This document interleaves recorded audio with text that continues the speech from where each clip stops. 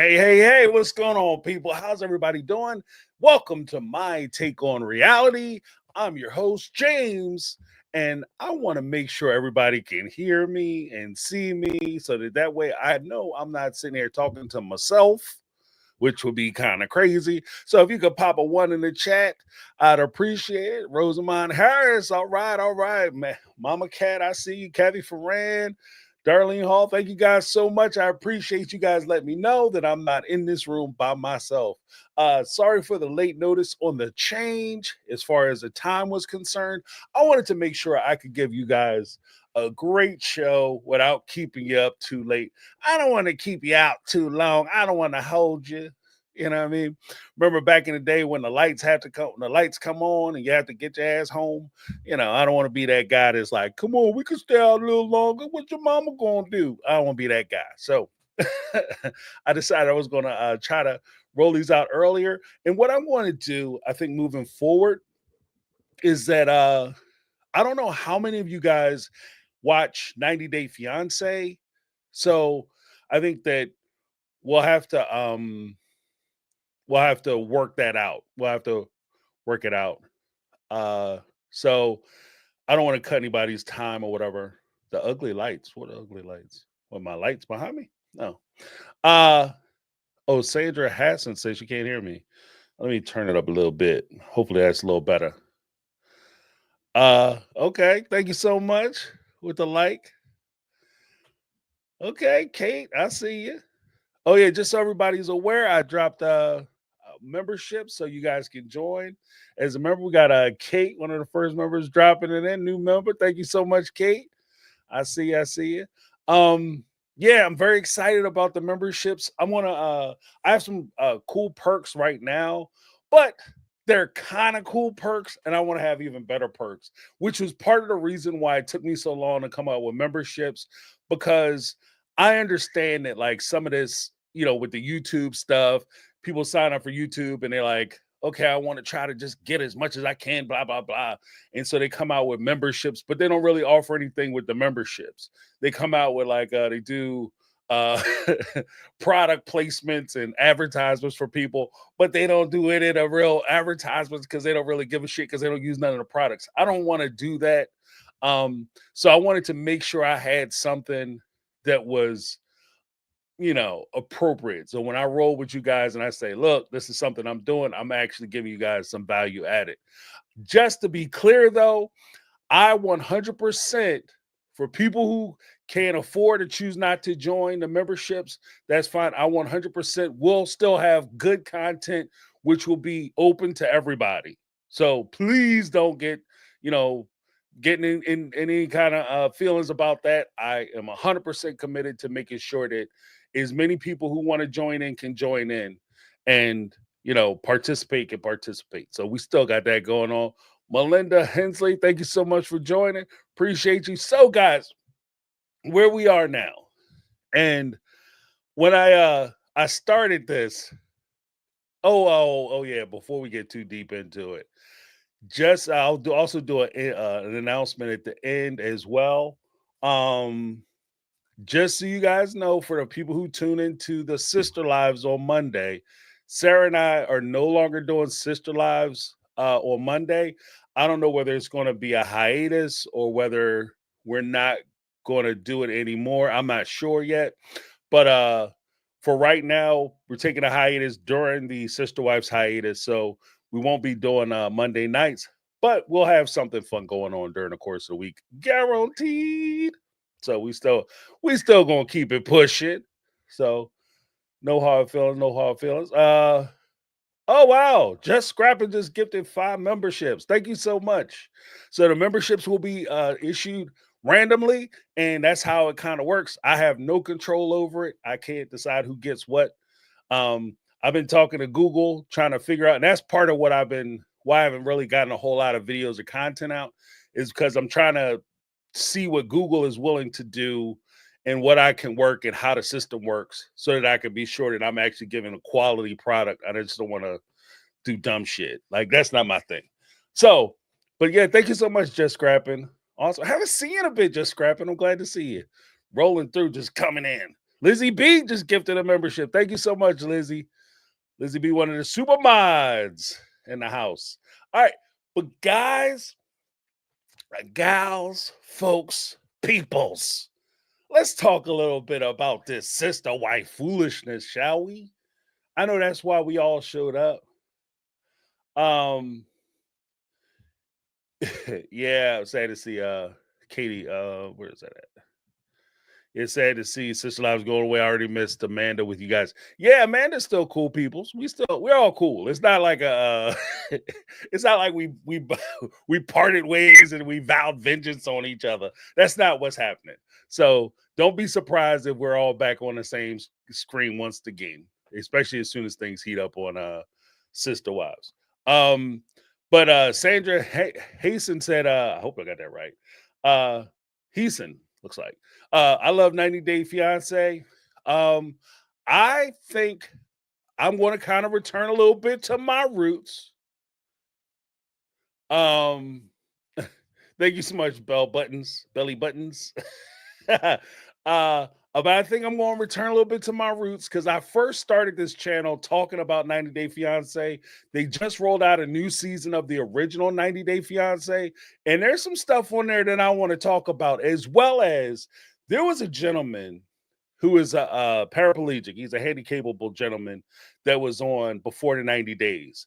And I want to talk about his conduct specifically. There's a couple other people whose conduct on that show I want to address because I got some real axes to bury. I'm going to bury the hatchets right in their back, son, because they were acting despicably and it was disgusting how they were treating other people on that show. Like I just can't do it. Like, and then they do the whole I'm just a man and blah blah. We not playing that around here. So we will be talking about 90 Day Fiance. I'll probably be addressing that because I want to keep Sunday primarily, just so you guys know, want to keep Sunday primarily for Sister Wives. When the season starts, I think we're gonna have to shift it back behind the show again so we can get the after party. But while the show is on hiatus, I'm going to try to do the show a little earlier in consideration to the East Coast folks. Because if I start the lives at like 10 o'clock and we'll go for 2 hours for the lives because I got plans for that too, which I'll share. We start the lives at 10 o'clock. We wouldn't get off until about midnight out here. The people got to go to work. It's a little rough getting up. And especially if we run like super lives, like I've been known to do. My kids say that all the time. Daddy, you talk too much. Like I'll get in there and I'll get to rambling and get to going, and we open the phone lines up, and the next thing you know, it's 4 o'clock in the morning, and people only get like an hour, 2 hours sleep. That's it's kind of crazy for folks. So I want to be considerate of everybody. So we'll roll a little earlier on that Sunday, talk about some Sister Wives until the season starts back up, and then we'll go behind it again. And I'll still try to keep it even. But guys, if we can't get to everybody during the course of the show, the call-in show, no worries. Down below, we have a thing called SpeakPipe, which is a voicemail system that's web-based. You can hit the link. You can say whatever you want, however you want. You have 90 seconds to hotbox, do whatever you want to do, say whatever you want to say. If you want, I will have a special live where I talk about the messages they left on SpeakPipe, and I'll play the messages, give my responses, and we'll do that during the course of the week. Told you we got stuff popping, yo. We got stuff popping. But when you leave a message on SpeakPipe, don't worry. If you don't like the message, you can go back and erase it, and it doesn't upload until you decide that you want to upload it. Okay? Just so we're very clear. Oh, Kate just gifted a membership. Thank you so much, Kate. Appreciate you. Might have to come up with like a little thing for my celebrations. But yeah, that way everybody can, like, if you guys don't want to come on the show, or maybe you'll think of something later, or you catch something in a rewind or in one of the videos and you want to comment on it. I'm just trying to create a space where people be able to get things off their chest and say what they want to say,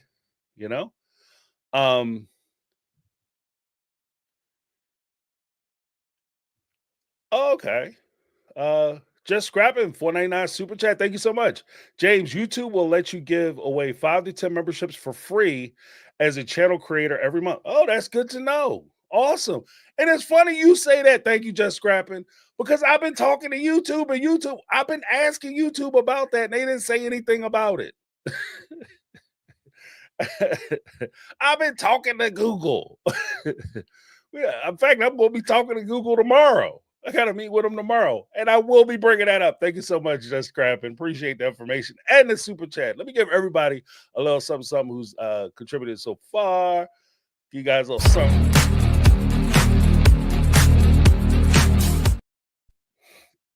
So yeah, but that's what we're gonna be doing, guys, and it's gonna be awesome. It's gonna be awesome.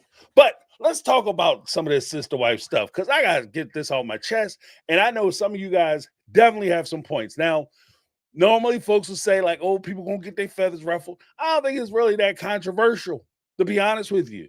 I don't think it's that controversial. And it goes a little something like this. Over the 19 seasons, and some of this is drawn from my statement or my description down below. Over the 19 seasons, we have watched them struggle together, grow together, and eventually reach a point where they are no longer together. They've broken the family up. They've broken the family down. They decided to flee during the course of the night. And this is what happens, right?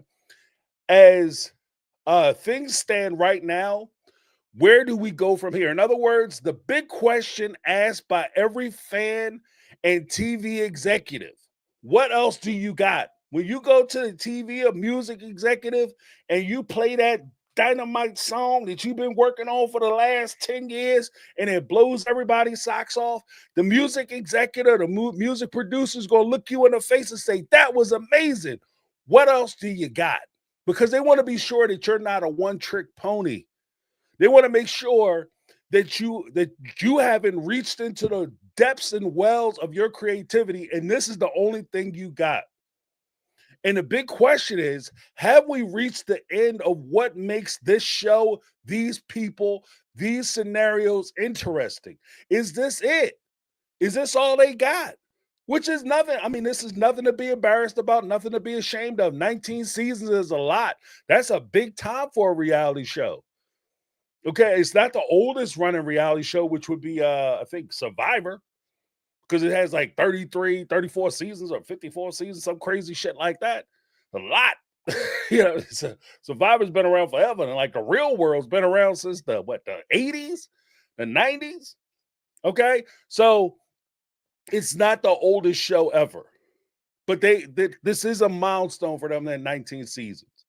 And when I look at it, the bigger question that I have for the show, the people on the show, the cast members, the producers, is are they willing to grow or are they stuck in giving us recap and refresh of storylines that we have already seen, re-seen, they've reshot, we still discuss to this day. And for some people who watch YouTubers talk about it or even watch the people on the show talk about OG3 and the people surrounding in the camps, whether it's the kids or whoever, or even the interviewers talking about these old storylines and these old subject matters and these open conflicts that have been going on for the last 15 years, right? The question is, is for them, is that we've been talking about this thing to the point of exhaustion. I'm tired of talking about this. It's the same shit, different day. People are tired of talking about it. So are they willing to grow beyond what they've been doing? Okay, it's been successful to this point. Some people say if it ain't broke, don't fix it. The problem is it is broke because you guys are broken up and the family is broken. And this whole trajectory of where they are now needs to be amended to reflect the fact that things are not the same as they were. Okay. And that's kind of where I am. Like, so I have notes to the producers and the cast for what I would like to see as far as the show moving forward and what I think would be productive for the show moving forward. First, the show's purpose. Like every show, television show, movie, play, book, whatever, it can be broken down. If you say, what is this about? Okay, without getting into the specifics of said story, you're basically talking about in generalities what genre it falls into, whether it's sci-fi, romance, whatever, right? Is it scary? Is it horror? Is it a comedy. What is it? And when you think about Sister Wives and you break it down to brass bones, like originally when this show started, what was it about? It was about alternative lifestyles, relationships, and family, and how they interact and how they deal with this alternative lifestyle, which is polygamy. Now, what is the new Sister Wives show about? Because they're no longer polygamists. The family is broken up. Cody don't talk to the kids. He don't talk to the wives. The wives don't talk to the wives. They aren't really family. The only people who really consider themselves to be still family is Janelle and Christine. And even that's kind of, we can talk about that in a little bit. But for the most part, the show is different. It is different now. And I don't want to be an ass about it, but without the monogamy or the polygamy or plural aspect of the show, the big question is the show still interesting to watch? Are we interested in watching Cody and Robin pursue a monogamous lifestyle? I mean, there's tons and tons of shows, reality shows about polygamous lifestyles, which kind of gets into a later thing, even with Christine and her husband, and Janelle and Mary kind of being alone, and Mary in a hot pursuit for the type of man that she wants. So these are things that we can talk about in a little bit. The geography, another thing under the what I would call the caste issues. Geography. They're spread out all over America at this point. You have Mary and Christine still live in Utah, but they live in different parts of Utah.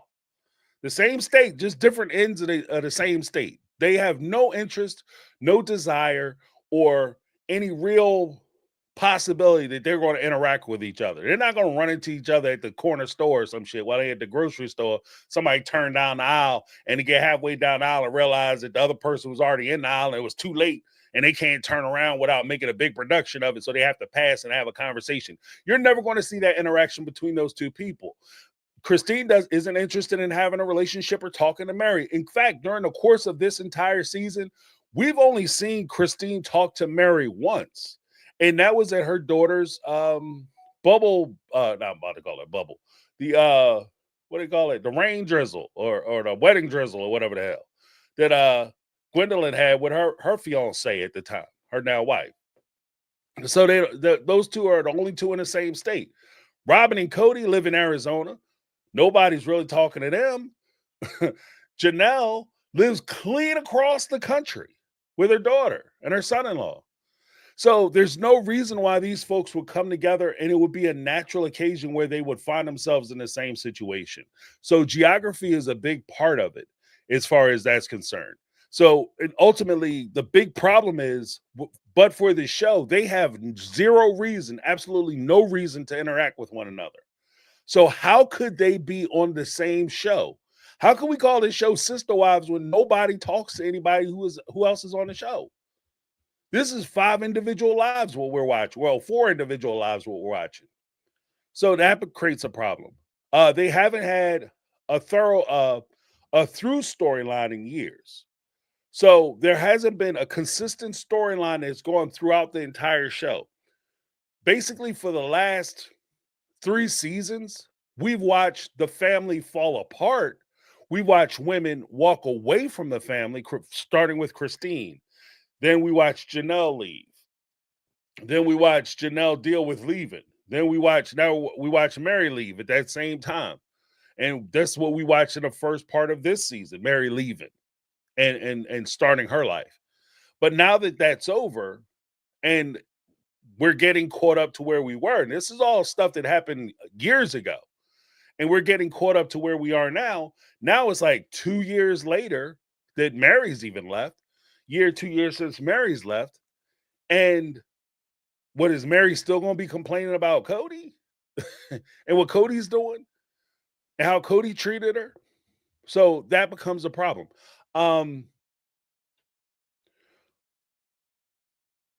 When it comes down to it, I'll go through each individual cast member, but before I do that, let me just check and see.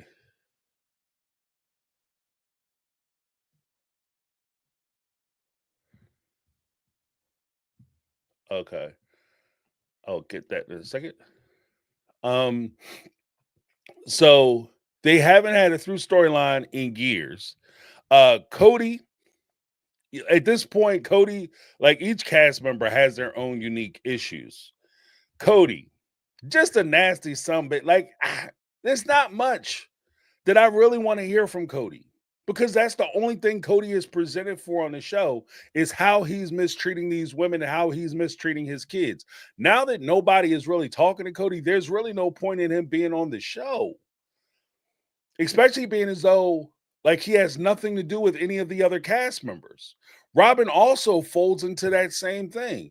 Robin is the one character who is probably the most despicable character on the show simply because, in my opinion, she's despicable. Cody's despicable in his own right. So it's kind of a tie, really. The marriage made in hell. But like Robin, for the most part, she is despicable because she's the know-it-all idiot. Like she knows nothing and everything all at one time.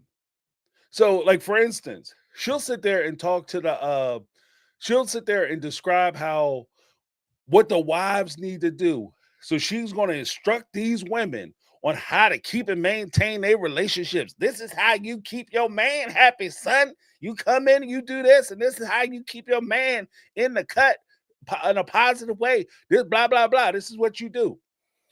And then she'll turn right around and say, well, when the relationship started, I had no idea what was going on in their relationships. If you had no idea what was going on in their relationships, you had no idea that there were this many problems. You were so ignorant and so blind that you had no clue that this was what was going on. How the hell do you stand on your feet and tell these women how they can make their relationships better? You aren't even observant enough to realize that there is a problem, according to you. According to you, you had no idea it was a problem. I didn't realize it was an issue. Y'all wasn't getting along in Las Vegas. Your girlfriend, your best friend, came out when she was sitting there talking to Jen earlier this season.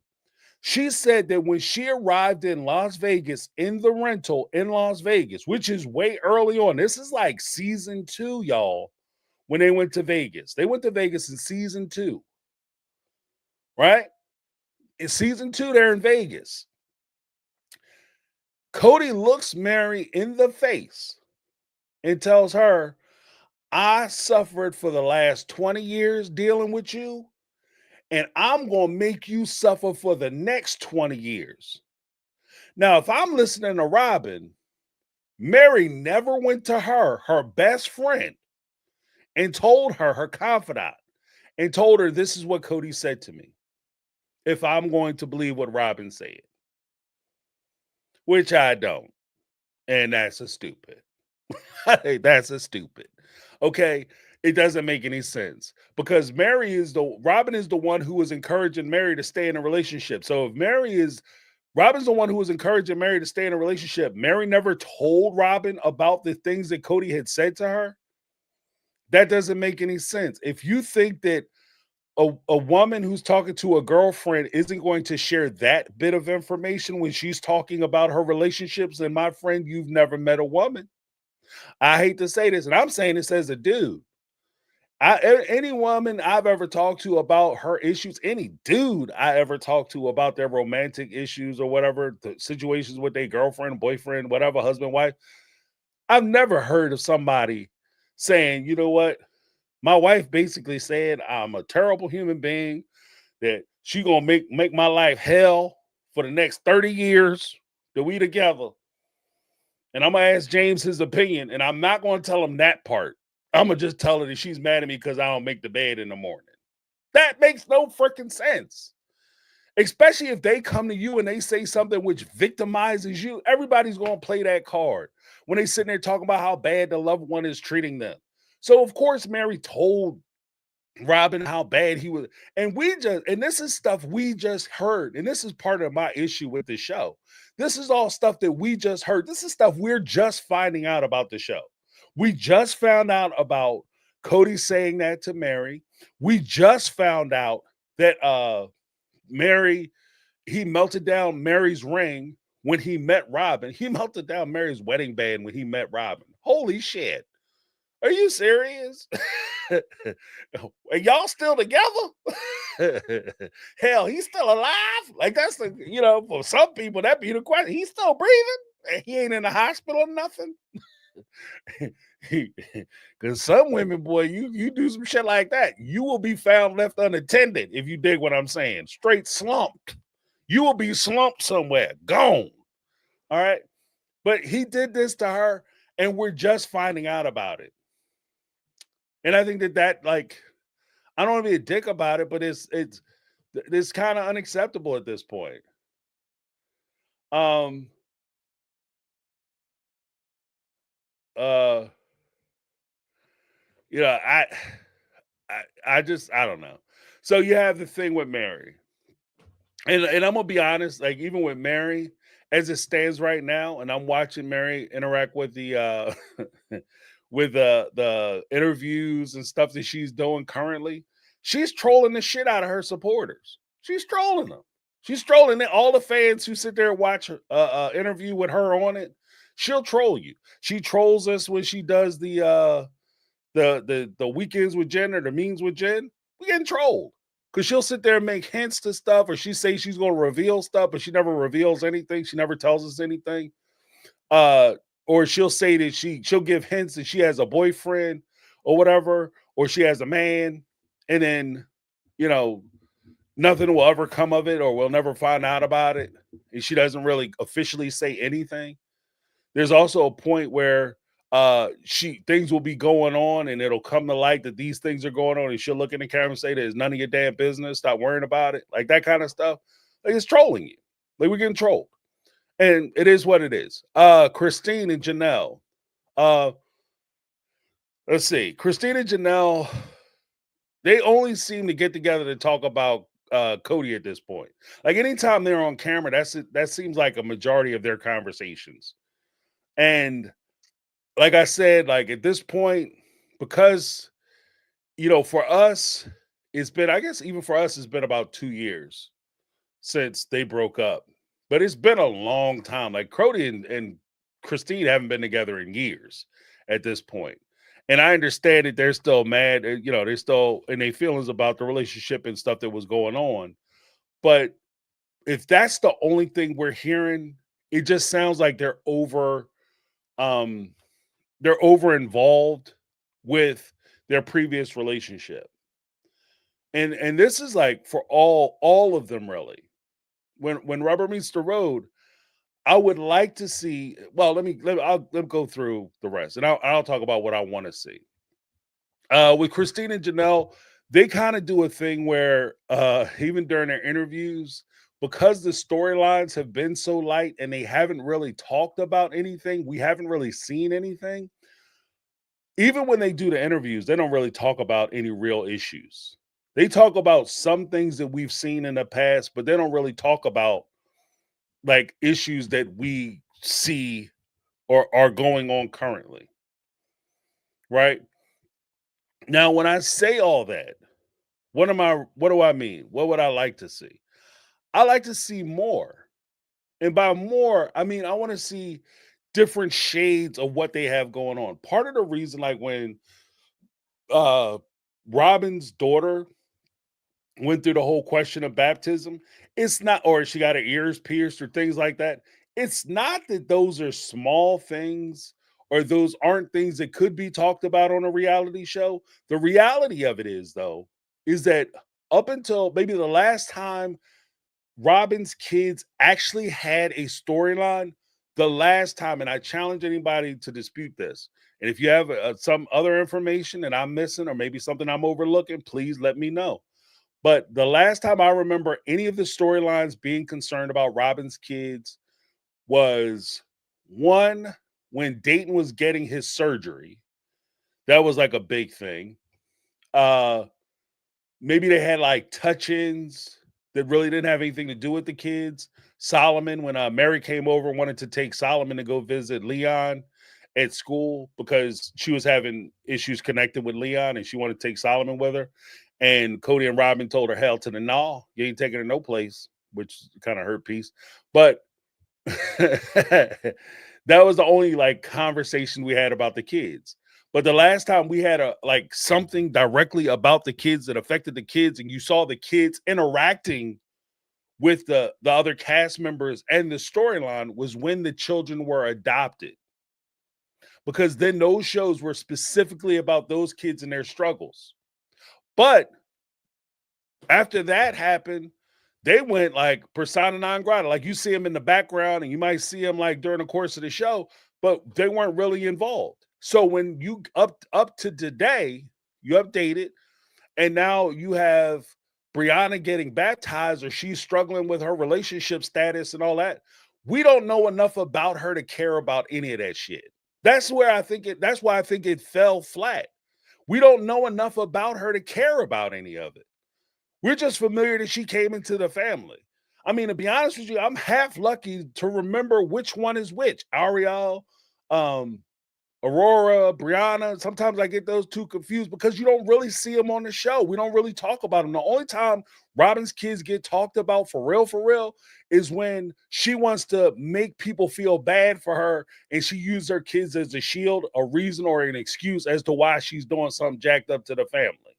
That's the only real time that you talk about her kids, right? So I think that that's part of it too. I think that that aspect of it has to improve. And I think that part of the challenge that I'm having is that even with the Sister Wives cast, like the OG3 plus Robin and Cody, we haven't seen anything regarding their life. There was a long time where Robin and Cody refused to talk about their relationship at all. And this is from season 17. Cody absolutely refused to talk about his relationship with Robin.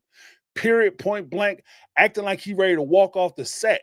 If anybody asks me a damn question about Robin, I will get up and leave. And now all of a sudden you want me to give a shit about what's going on between you and Robin. I don't know what's happened between you and Robin. You've hid it for too long. And it's reached a point now where I genuinely don't really care. You didn't want to tell me before. Now all of a sudden, you about to get kicked off the show. Now all of a sudden, oh, I want to be a monogamous relationship with Robin. She's the most beautiful, spectacular, wonderful, beautifulest woman ever to walk this earth. She's so quiet. I don't give a damn. It's too late. And this is where they have to make decisions. And then it's the and it's there's also the big part of it where you know, we know so little about what's going on with these folks and what's happening with them. Like it's just like even Christine and David. Like I appreciate the fact that Christine seems very happy with David and their relationship seems to be going off like gangbusters. They're awesome together. They're having a good time. Christine can't stop smiling. She digging on him. She can't keep her hands off of him. That's awesome. And I'm happy for her on that front. But that doesn't really make for a good TV show because there's not enough supporting um information or enough supporting scenes or whatever to support that love. It's just described to us. And this is TV in this particular medium, TV and movies, this is a visual art. So we have to see it as the audience in order to appreciate it. It very rarely works or seldom works when somebody just comes out and they gives us the statement, we're in love, we've just been together and we love each other so much and he's amazing, he's a good man. Like I want to see the part where he's a good man, you know? And maybe and some people will say, James, that's too much to ask. She has a right to her privacy. I get that. She does have a right to her privacy. But at the end of the day, if you're on a reality show, that's not screaming privacy. So this is kind of that, get off the pot, piss and get off the pot. You know what I mean? Like you have to decide where you want to be. Now, with that in mind, it might be recommended against my own self-interest, obviously, because I have a YouTube reaction channel that talks about sister wives. So I am going to speak against my own interest. But in reality, Christine very well, especially in the infancy of this new relationship, she very well may want to get off the show because this show will destroy your marriage. If you bring the fans, you bring me into your relationship, we can destroy your marriage because we can turn little arguments into big arguments very easily. Too much criticism or something that he said, maybe a joke between the two of you. If he calls her fathead, and she call him shortfoot. And they love when they do, they giggle and shit when they do it. Some of us will watch that and be like, oh, that shit's abusive. Yeah, oh, he got about 2 seconds off her ass. She need to get out of that relationship. He as bad as Cody, right? And we can easily destroy that relationship for her. So she might want to consider like whether she wants to be on the show or not, and how far she's willing to go. Just my two though. But then we talk about like the offshoot people, like the kids, Gwen, McKelty, and Tony, like having the Patreons and all that stuff, the YouTube channels. And I respect the grind. Don't get me wrong. You know, I respect the grind. There's an opportunity for them. You know, Maddie could have tapped into it too a little more. But I think Maddie refused to do it on her podcast, which is why she stepped away from it. Why the podcast didn't go off as well, because she could have tapped in as well. But when you watch them on these podcasts, again, this is no real shot. It's just, it is what it is. When you watch them on their podcast, they don't give any new information. If you really step back and think about it, I've yet to see any of them talk about something that has occurred. And when you see the format of the show that they're doing, they're basically doing rewatches and reactions, kind of what I do, Sarah does, Amanda does, was Amanda, I forget her name, Backwoods Barbie, and all of, like, we all do Crystal Ball. We all basically react to what we see on the screen. And McKelty, Tony, and Gwen do basically the same thing. In fact, they talk about the scenes almost like they weren't there, or this is the first time they've seen the scene. You're in the scene, you know what was happening, but they never give us behind the scenes dirt or information. Call it dirt because that's what it is, but they never give us the down low about what was happening behind the scenes, what was going on. And one thing that I've always missed with these opportunities from the kids, hearing from the kids, is I've never heard them make a point about any of their parents. This is what was going on with my dad. This is why I don't get along with him. This is why he's a jerk or an asshole. This is why Robin's a dick face. This is why my mom, Christine, is awesome. This is why she sucks. This is why Janelle's awesome. This is why she sucks. This is why Mary's awesome. This is why she sucks. And here's an example that was never filmed or caught on video. Here's something you guys don't know about. I've never seen any of them do that. And that's where I'm saying they're just merely doing the reactions, and the way they do the reaction is almost like they weren't there. They do the reaction like they're a third party person. They do the reaction like they're watching the show with me, right? And we have basically the same observations. Like some of the stuff that they say is stuff that I've said on the show. So I think that's kind of one of the issues with them.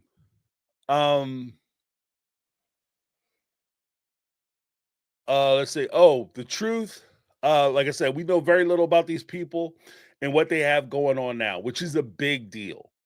Okay, a lot of the stuff that they have, like we'll hear buzzings and claptraps of like, oh, Mary is dating some new guy, and we'll never meet that guy.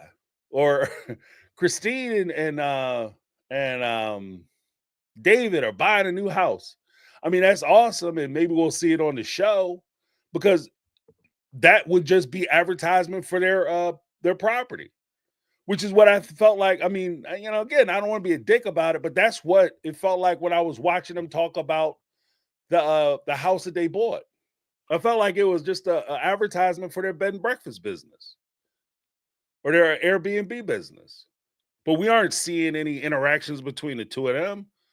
Nothing is natural or any disagreements. Like I know you guys have had arguments or disagreements, but we can't tell the disagreements. And again, maybe they shouldn't. Maybe they shouldn't, because that could cause problems. You know, people on Christine's side going to be on Christine's side. They're going to ride. And the next thing you know, David ain't shit.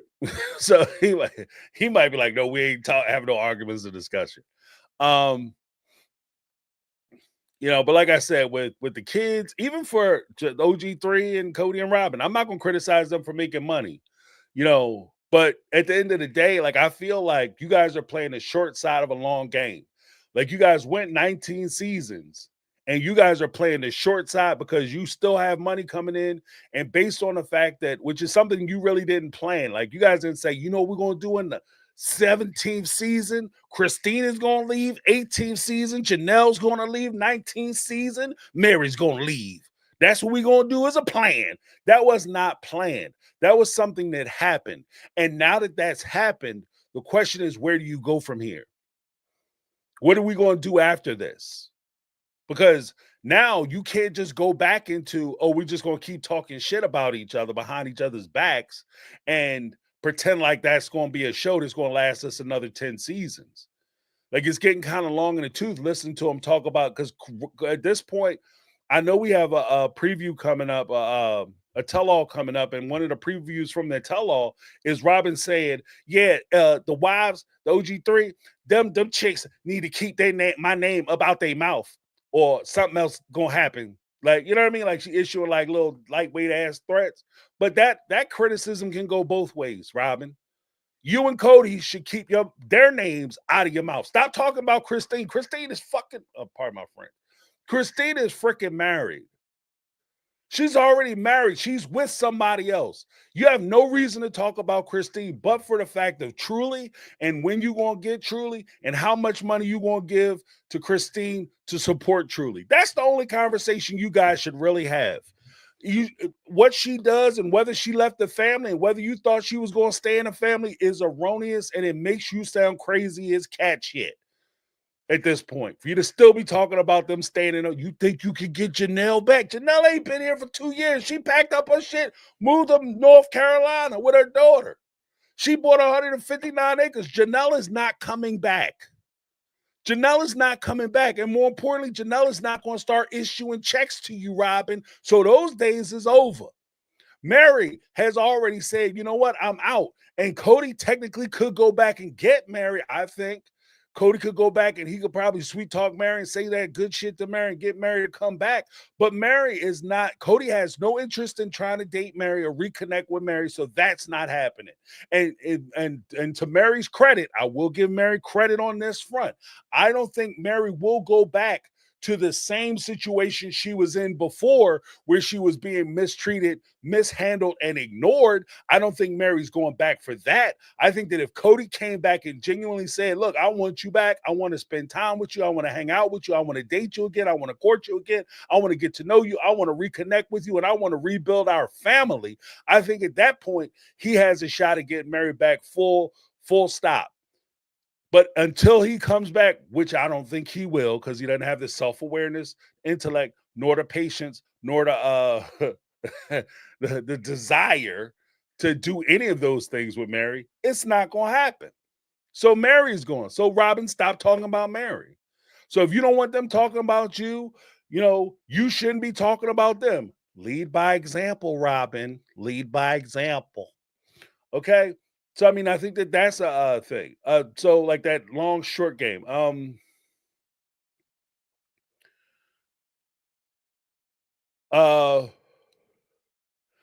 the big point, like I said, with them, as far as whether we're getting to know them, we don't care about your wins and losses if we don't see you on a consistent basis.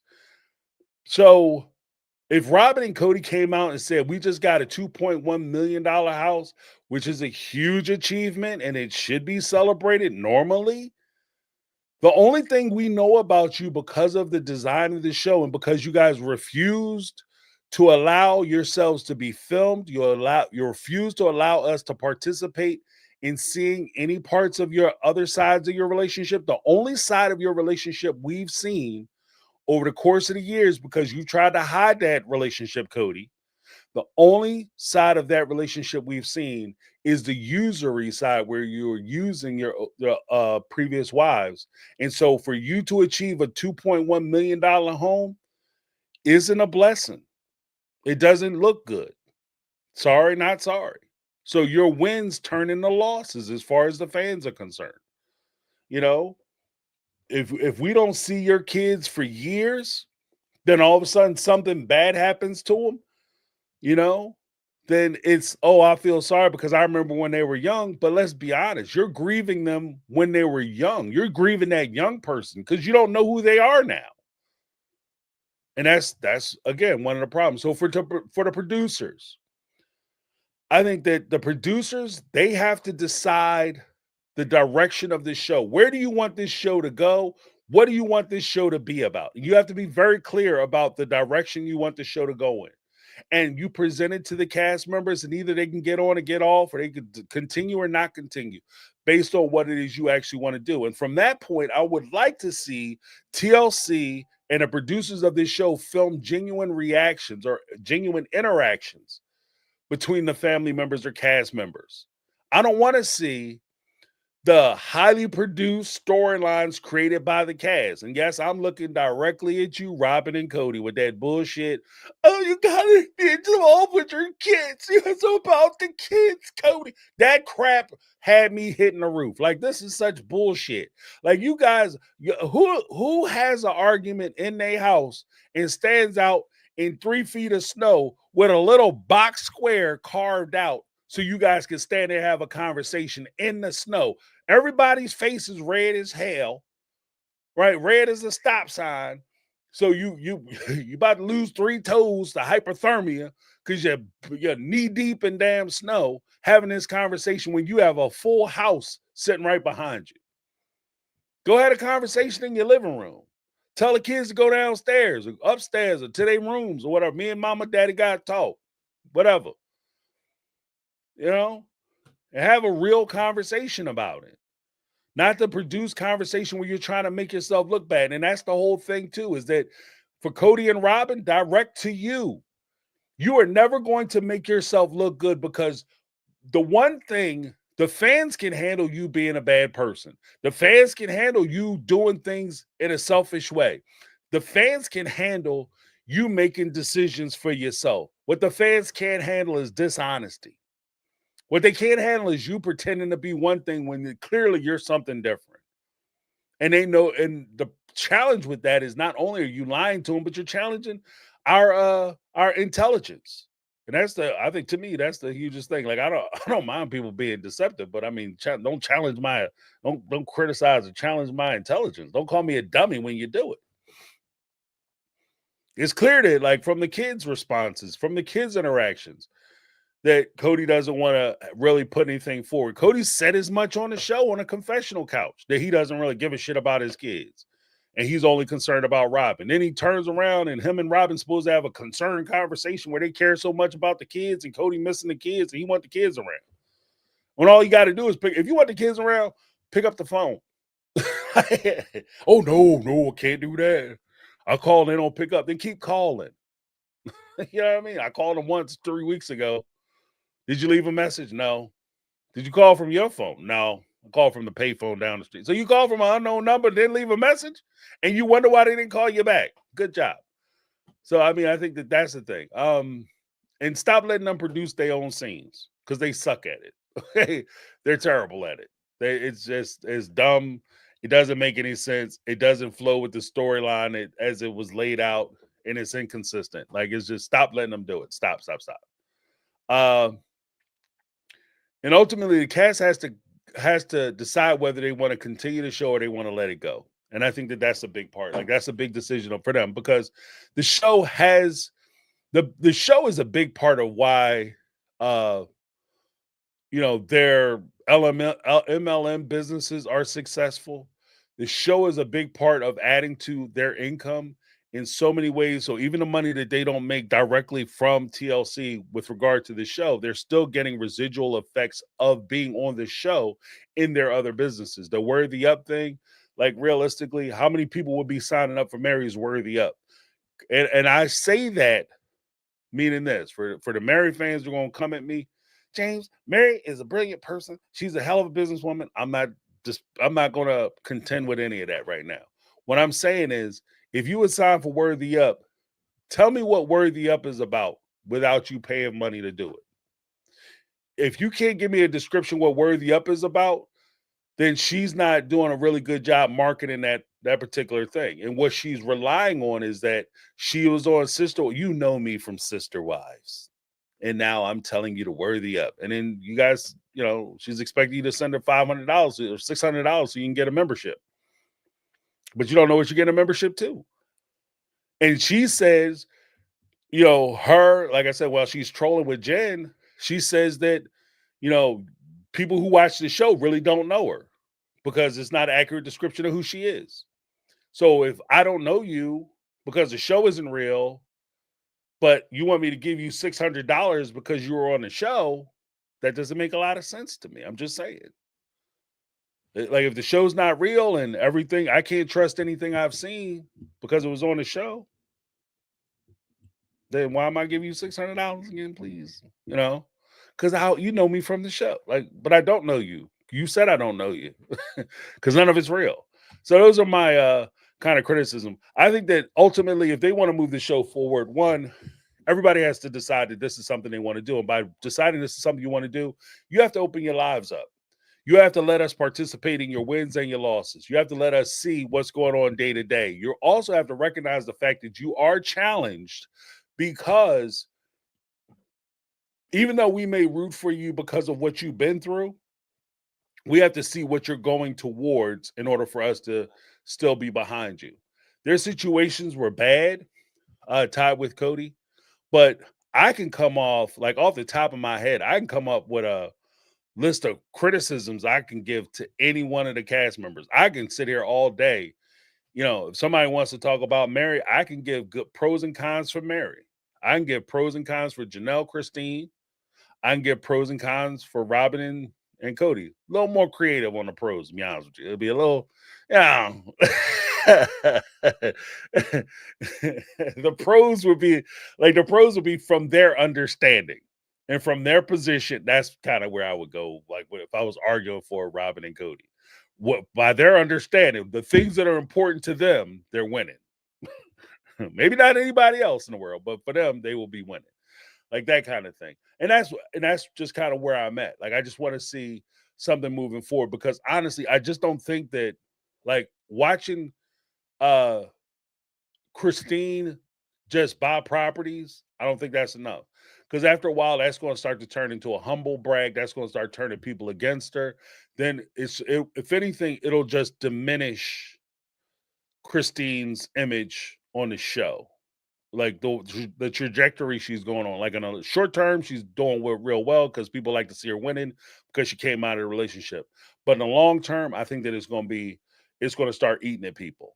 Like, I think it's going to like, and people want to start looking at her different, and they're going to look to criticize her and look to tear her down because it is what it is. Same thing with Janelle. Like things I can say about her, Mary, for sure. Chris, Robin, Janelle, Robin and Cody. Oh, I could talk on them all day. Which I will probably be doing probably Tuesday. Tuesday. I'm gonna do a live on Tuesday, and I want to talk about well, I'm gonna publicize. When I publicize, I'm gonna put it out. You guys will see it. But Tuesday, I'm gonna do a live on Tuesday. All right, we're gonna talk about Robon and Cody and some of this money issue. But I'm taking it from the My Take perspective. So it's going to be different than what anybody else has said. This is not going to be a rehash. I'm not pulling the TLC. We're not rehashing things that have been talked about to death. We're going to talk about something I think is uniquely different about something that we've seen, and maybe just something to give us a little more understanding about how they pursued the family finances and how they dealt with it in contrast to how the women, the OG3, approach the family finances. I think it's going to be interesting. So make sure you check it out. I want to read some of these super chats. We got some super chats. We got another super chat from Just Scrapping, 499 super chat. You go to the $ in the live chat. Only like you are tipping yourself. You can do it now. It doesn't work otherwise. Okay. All right, awesome. Thank you. Awesome. Let me see. Go to Go to the $ in the live chat. Only like you're tipping yourself. You can do it now. Doesn't work otherwise. Awesome. I'll check into that. Thank you so much. Just scrapping. Karen Milky. Hopefully I got that right. 499 super chat. I want to watch mediation over the estates entitlements of the women who have left. Real mediator all parties in the room, including Robin. And I think that would be interesting. I think that you should submit that to TLC as a suggestion of a storyline. I think that that would be more interesting than a lot of the stuff that they've been rolling out, because they've been like Cody. I understand. Like, I'm gonna say this off the top in response to what Karen is saying. Off the top, I think it would be for good. I think it would be good TV. But looking at some of the legal implications of what Cody and Robin potentially have done with regard to that money, yeah, y'all might not want to be talking to nobody on TV. I'm very surprised that you guys even have conversations about this shit on TV, because the last thing you want to do is be submitting, evidence and testimony against yourself, because you will be offering what's called normally they'd be like, oh, that's hearsay, objection to hearsay, but this is utterances against your own interest, so you will be screwing yourself up in a court case. So you might be, they might not want to talk about it, because people might be waiting outside with the magic bracelets when they leave. Because some of this, I mean, to be honest with you, just from what I see and from what I'm hearing, it does kind of ring. And I'm not saying that this is true or accurate. This alleged, just my opinion from what I'm hearing. It kind of sounds like somebody might have been embezzling, okay, certainly misappropriating funds. But it sounds like they were straight up taking money out of their accounts to use for whatever they wanted to use it for, other than what it was intended for. That's what it sounds like to me. Again, just my opinion. I have no legal basis to establish any of this. I'm not saying they're guilty of jack shit. I'm just saying that that's what it sounds like to me, based on the information that I've seen and gathered on the show, from the show submitted by TLC. But yeah, good point, Karen. Like, I think it would be an interesting watch. I would definitely watch it, though. Give a huge shout out to Karen and Just Scrapping. Thank you guys so much. All right. Let's check some of these. Let's see. Alexander PF in the house. Cyber wants recognition to get a quarter of county pass, but she doesn't act like a parent in any other respect. Does she reach out to the kids independent of Codester, independent for money, but hiding behind Cody? Yeah, she does hide behind Cody. Absolutely. Absolutely hide behind Cody.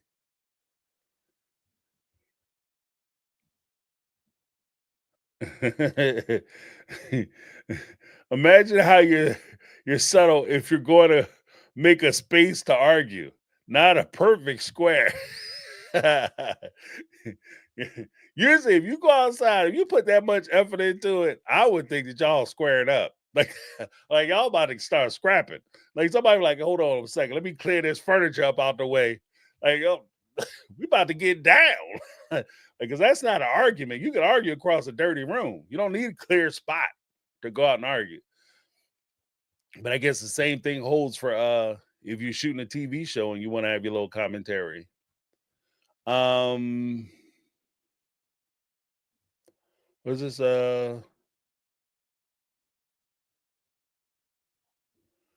What's this? Oh, we just need the OGs living their lives and the children involved. It's kind of a suggestion.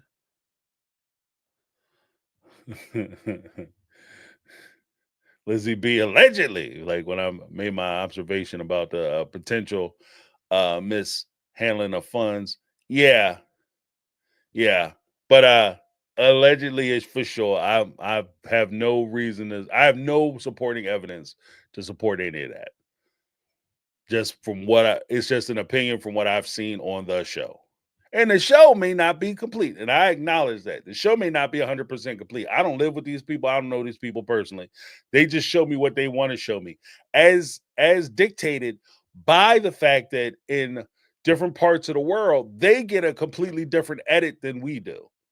Like they had to edit with Janelle talking about Cody closed down the account. Like we talked about it. Sarah and I talked about it last week. And I think I talked about it before, where she was during the time when she was talking to Mary, she said to Mary that, she was gathering this information about Cody past to turn over to her attorney, and Cody went and closed the family account down, and she couldn't get the records. And so when I say that, we have to always keep in mind that the family account wasn't a personal account. It was a business account. It was tied to a business. And if Cody says that he is the business entity, then other people, even if they're signatories on that account, they don't automatically have the ability to go in and procure records from said account, even though they might have been a part of the business. For instance, if you work at your job and your job allows you to deposit money into the bank or do bank transactions, take money out, put money in, whatever the case may be, and they allow you to do that, you don't have the ability to go in and demand records from that account unless you have certain authorizations or certain privileges under that business account. If the business itself closes that account, you can't go back and say, yeah, I like to get all the transactions that I was a part of during. No, you have to go through the business to get those. They would have to make the request. And I think it sounds to me that's what Janelle was facing. Now, are there easy fixes and workarounds for it? The easiest workaround is for Janelle to request that information from Cody. She can go to him, ask him for it. If he refuses, she can have her attorney subpoena it, in which case they won't send a request to Cody. They'll send a request to the bank. And the bank will, forward that information over to him in most cases. But in order for there to be a subpoena, there'd have to be an open case. There have to be a litigation going on. It had to be tied to something. They just can't go to a judge and be like, yeah, I like to I like to look at my husband's accounts. For what reason? Just because. Yeah, so that's where we are. Hey Vixen, what's going on? Oh, James said Janelle had access. She had access. Well, it depends on what we're referring to as access. She could look at the account. She could view the account while the account was open, and it depends on what position she was in with regard to the bank. Because this was a business account. This wasn't a personal account. So I don't know how her name was filed on the account. So could she take money out of the account, or could she just procure records from the account? Could she just view only, but she couldn't do transactions from the account? I don't know. And it's never really been clear. It's never been clear to me because they've never really talked about it. And in fact, they still haven't talked about it here in America because it's not included in any of the cuts here. This is a cut that came from overseas.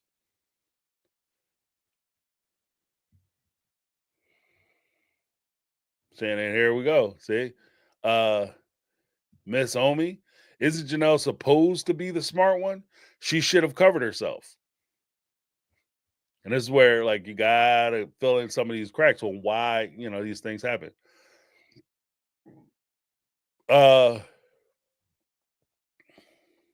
What's this? What's this Lane in? Oh, let me see what Lane in said.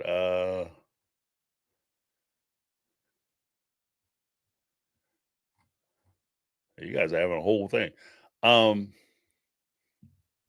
Lane in. So in other words, Mary is playing for friends via Worthy Up. LOL.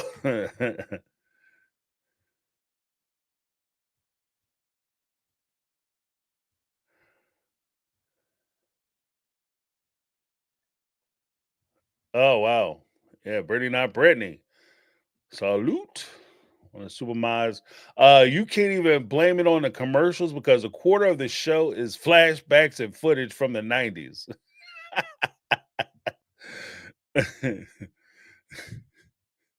I feel like that's Sister Wives. Thank you for saying my name correctly. No problem. I'm glad I got one. Thank you so much. Thank you so much.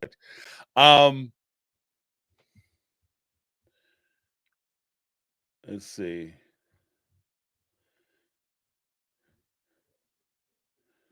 Abby Brown said anyone could be financially mistreated. This is true. This is true for any number of reasons. Like you whipped up, you cured up, you trust, You believe that the person that you're dealing with wouldn't do this to you.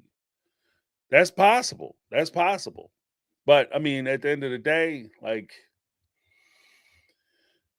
it kind of doesn't put, the reasons aren't necessarily going to help in the long end of it, because I could give a list of reasons as to why Janelle potentially could have fell for or fell victim to some of the mistreatment of Cody.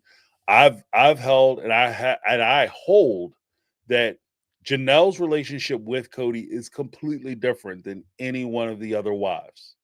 I don't think any of the wives had the same type of relationship with Cody that anybody else had. And I'll say it this way. When you look at it, and I might include this in a live at some point. When you look at, or maybe a video, I'll do a video on it. But when you look at the relationship between Cody and Robin, or Cody and Robin, it's a sexual relationship. He's hyper involved with Robin's kids because he liked the way she do that thing. He liked the way she swing that thing. So he's obsessed with Robin, the way she looks, and maybe he feels a certain kind of way about it because when he got her, there's that point where a lot of dudes were looking at, man, you so lucky, your wife is so hot, blah, blah, blah. So maybe he feels a certain kind of way about Robin. When you look at Janelle, and when the show first started, and you think about their relationship, there was a point where anytime Cody received a criticism about spending time, how you going to hang out with them kids? You got 18 kids. How you hanging out with all them kids? You ain't got enough time to be with all them kids. The one wife who would always defend Cody and his time with his children and how he chooses to spend time with his kids was always Janelle. Janelle was always the first one to jump in, like, oh, he's better with my kids. He spent more time. He's more involved with the kids than even some monogamous parents, right? And people will look at that, and you listen to Christine. She has a different testimony. Christine, he barely talked to her kids. Her kids, she wanted him to come around to the house more and spend more time with the kids, right? But we have to keep in mind that Janelle had the older group of boys. She had the wrestlers, the football players. She had the kids that were the cool kids in class. And so Cody would go over to her section of the house and her place and spend time with her kids, because those are the kids he identified with more. You look at later on, and I think I'll do a video about it, because you look later on when they were talking about Cody was going to take the little girls out for daddy-daughter day or whatever, and he said he didn't really spend time with his daughters. That's Christine's kids. That's Christine's kids. She had Peyton, right? Christine is rocking out with 5 girls, 1 boy. And no disrespect to Peyton, but I don't really see Cody hanging out with Peyton all like that. Right? Because he was kind of a clunky kid. No disrespect to him, but it just is what it is. Whereas Hunter and Logan, those kids was durable. Right? Them kids rock steady kids. Okay? Going down to the farm, working the farm, riding horses, wrangling and shit. Like living a cowboy lifestyle, and they come back up here. They playing on a football team. They winning titles, wrestling matches. They getting gold medals and shit. Hunter was the state champion in wrestling. Cody was spending a lot of time with them kids. Hell, remember when there was the episode when Brett came down to visit? That was his friend that he cried about when he left the wedding. Brett came down with his wife, and they got some wrestling mats from the school, and they were going to set the wrestling mats up in the garage. They wanted to use Christine's garage to set the wrestling mats up, and Christine had to bribe Cody to spend more time with her and her kids at her house if she allowed him to put the wrestling mats in her garage. You know what's funny? You go across the street. You know who else had a cleaned out garage? Robin. But Cody was too busy putting his car in Robin's damn garage because that's where he would spend his time. Right? Janelle's relationship with Cody was way different than any of the other wives, because she was the one who was responsible for these kids that he was so attached to. It just kind of is what it is. I feel bad for Gabe and Garrison. in that respect, Gabe Garrison Payton, because even though Cody is attracted to the boys and he likes the boys more, when rubber met the road, those boys weren't doing the same thing his first group of boys were doing. They were kind of in the second tier kids. Like they essentially, I break the Brown kids down to 3 tiers. You have the first tier, which would include Aspen, McKelty, Leon, Logan, Madison, and Hunter. Then you have the second tier kids, which would include Peyton, Isabel, Gwen, Gabe, Garrison, right? Kind of touching into that Isabel. Then you, of course, you have Robin's 3 older kids.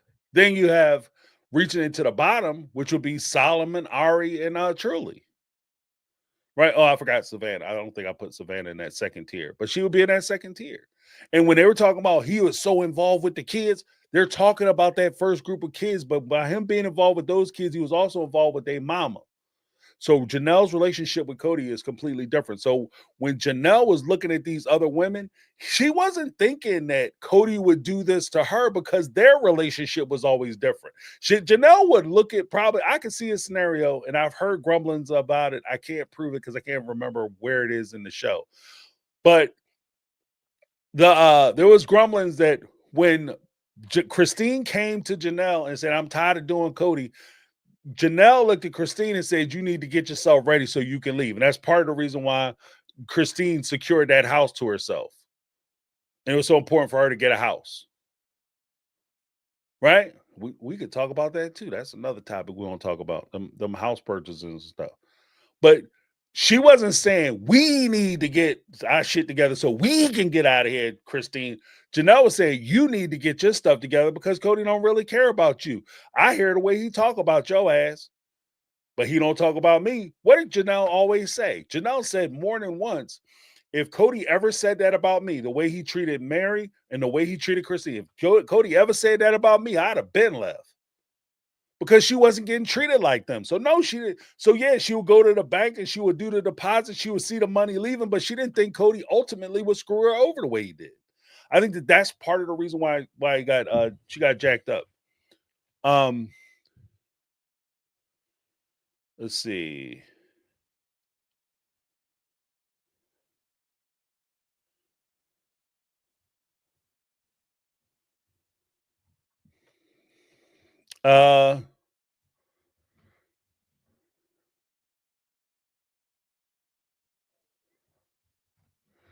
Yeah, but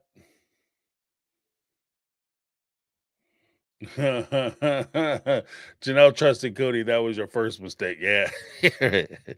Well, again, I think that situations change because see, I'm torn because some people say that Cody was in love with the OG thread and Robin came in and ruined it. I don't think that that's the case. I think it was kind of like high school love. Like you think it's love because it has all the elements of love and you feel duties, responsibilities that you're trying to fill in with love. But when you meet somebody and they really get you, and you can tell the difference. Like before you get married, you might have loved the people that you were with, but then when you meet your husband or your wife or whoever, the person you're going to be with, you could tell the difference between them and the person that you even dated right before them. You could tell the difference. And I think that that's kind of where, Cody was. Like he was smitten with Robin. He was smitten with her. And so when he goes home, like you can't tell me he was so desperately in love with OG3 that he leaves Robin's house, come home and cry on Christine's couch because he can't be at Robin's house no more. Like you gotta go. You can't do that shit. Nope, we're not doing that. That's a crazy sauce. So that's kind of where so I think that there's room for all of it. Let me put my phone on airplane. But I gotta get you guys in so we can so I can hear what you guys have to say. In fairness, unless it's wide open, I'm gonna have to restrict or at least cut down like some of the timing. So I can't I'm gonna have to limit the call-ins to about a minute and a half. Just because something to stay consistent with Speak Pipe too. but just so I can try to get in as many callers as possible. Um, not that I don't like talking to you guys, I do, but I just want to, again, I'm trying to be more considerate of people who have to get up in the morning on the East Coast because these shows do kind of run kind of late. So,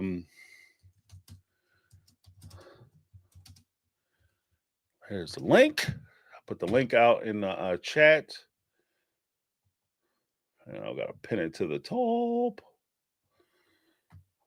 Pinned it to the top. So if you guys want to call in, you're more than welcome. Um, then we have, just before I get to it, I have a super chart from Yo V, Yo Vi, 499 super chat. Hey James, hubby and I love your show. You mind selling a debate for us? Uh-oh. I don't want to come between nobody's situation now. What religion are you from? Ascent. He says easily south, coast south. I say upper east coast. Well, I'm going to throw a little bit of rhubarb in the pie. Um, I am from, with my accent, you guys are both right. How about that? See, I will get involved. Yay! I'm bringing couples together. That's what I do. You're both right. I was born in the Northeast, but I spent a good portion of my childhood traveling, like especially during the summers, going down to going south. So I spent a lot of time in Georgia in a small town called Elberton. It's about 45 minutes to an hour outside of Atlanta, away from Atlanta. It's in the country. This is straight country, farmlands. I'm talking about country, water moccasins, switches. For those who are from the South and understand what a switch is, switches.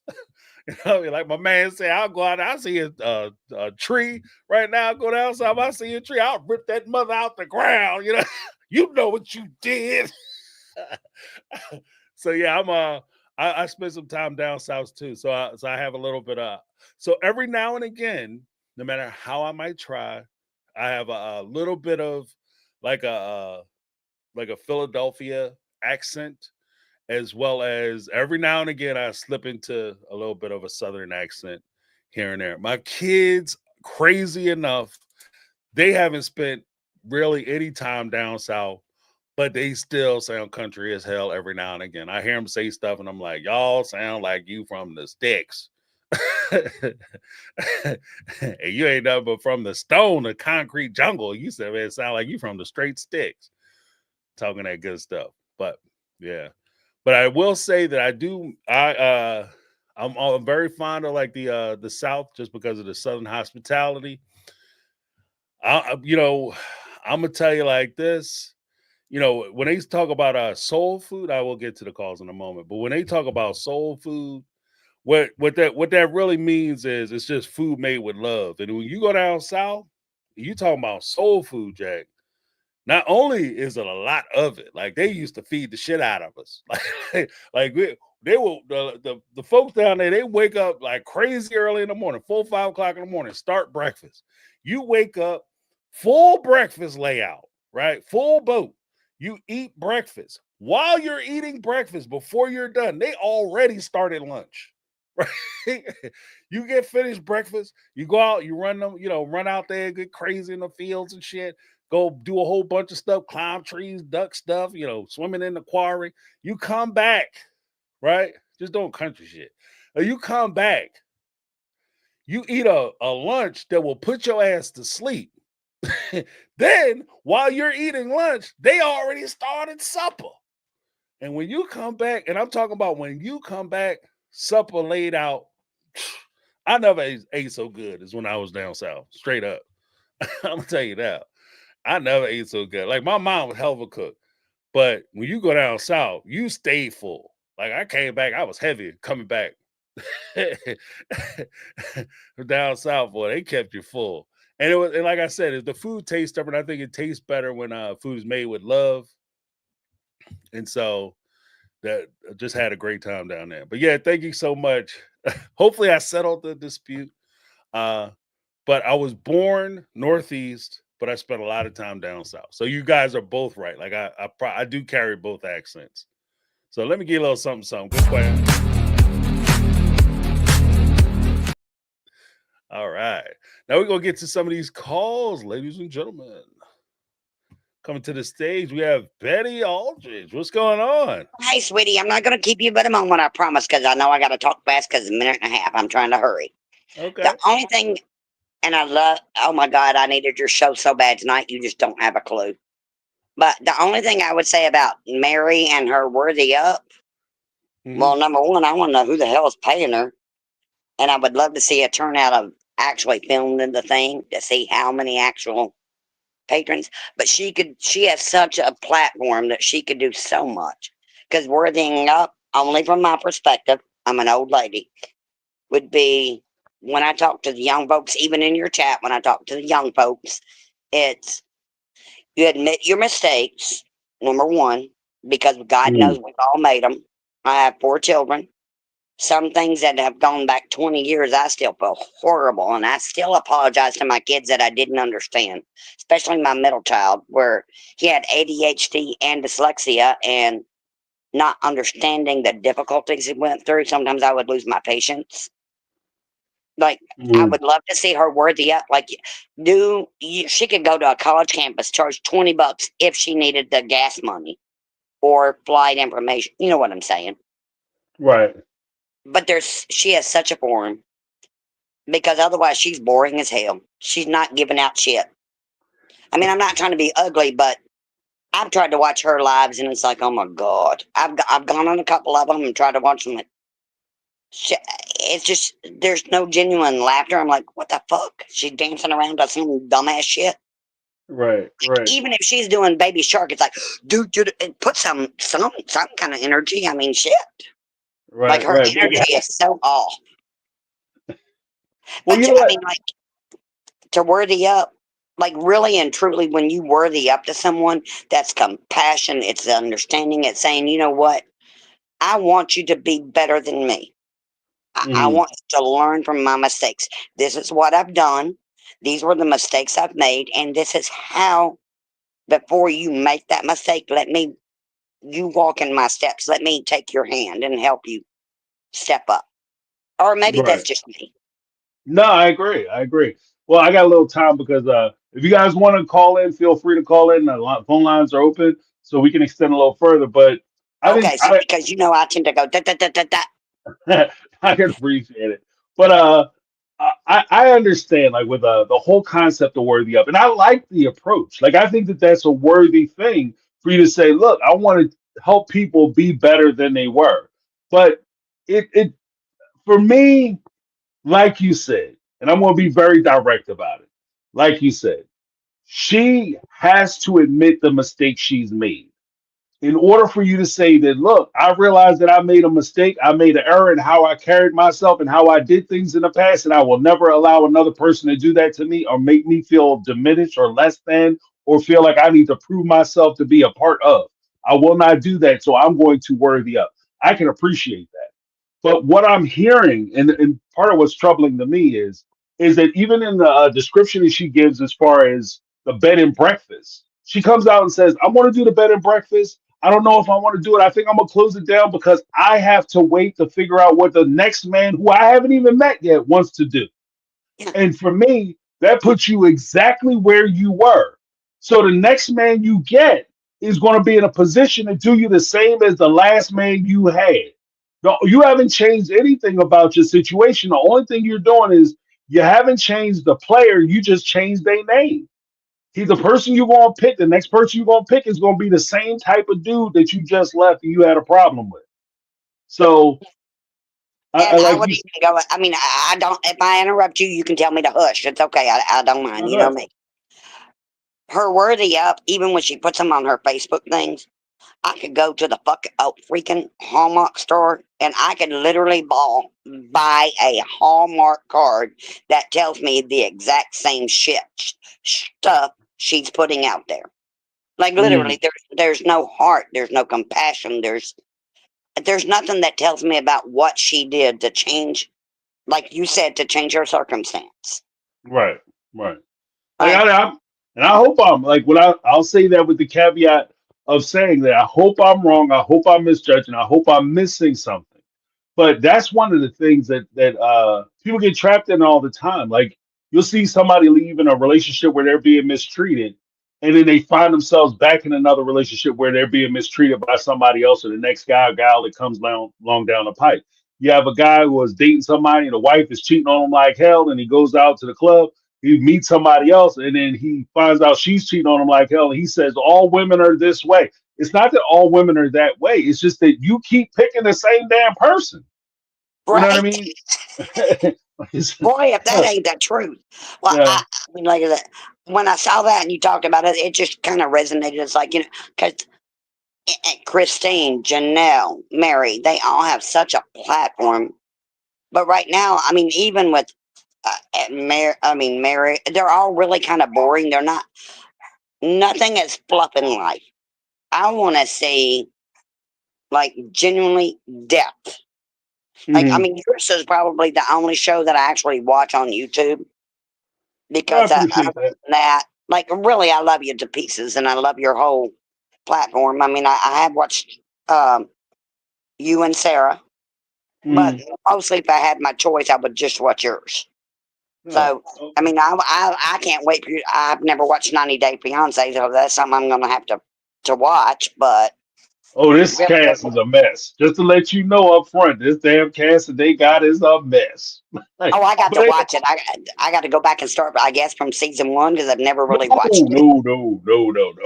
You Oh, don't even no. have because the way they do it now, especially with the cast that they have, everybody on there, I think except for two couples, are all new. So this is the first time. Like that's the one thing. That's a very subtle difference between 90 Day Fiance and Sister Wives.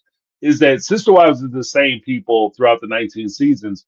90 Day Fiance. There's so many of them, which is part of the problem Oh, with that franchise. But they just keep churning new people into the franchise. They do reiterate some of the same issues sometimes, which makes it kind of boring. But there's some sure. stupid shit happening on this. Let me tell you, I damn near, like, my brother in law, I love him to pieces after my sister passed away. We damn Mm, near got in a situation because he was going to, he's from Jordan. I love him to pieces, but when my sister passed, she still had small children. And it was damn near a 90-day thing because he was going to, I hate to say import, but he was going to marry somebody. And then, like, my niece had to, we had to sponsor her. And then when I started reading I don't know how it is on 90 Day Fiance, but when I mm. started reading the paperwork, and I don't know if that's like if they go in depth on that, but we were actually going to have to sign legal paperwork saying that we would sponsor this woman and that if their marriage did not work out and she came to the United States, we would be financially responsible for her housing, everything. I'm like, oh, Right, hell no. Mm-mm. right, Like, but we're right. not going to let you down. We'll pay for it. I'm like, no. Mm-mm. I'm not Yeah. signing that if you, no, can't do, boo boo. Yeah. Well, I mean, I don't even be, I don't want to be responsible for my 30-year-old kid, much less somebody coming from that. well, yeah. Well, because I mean, that's part of the challenge, and that's one of the things that they do talk about it.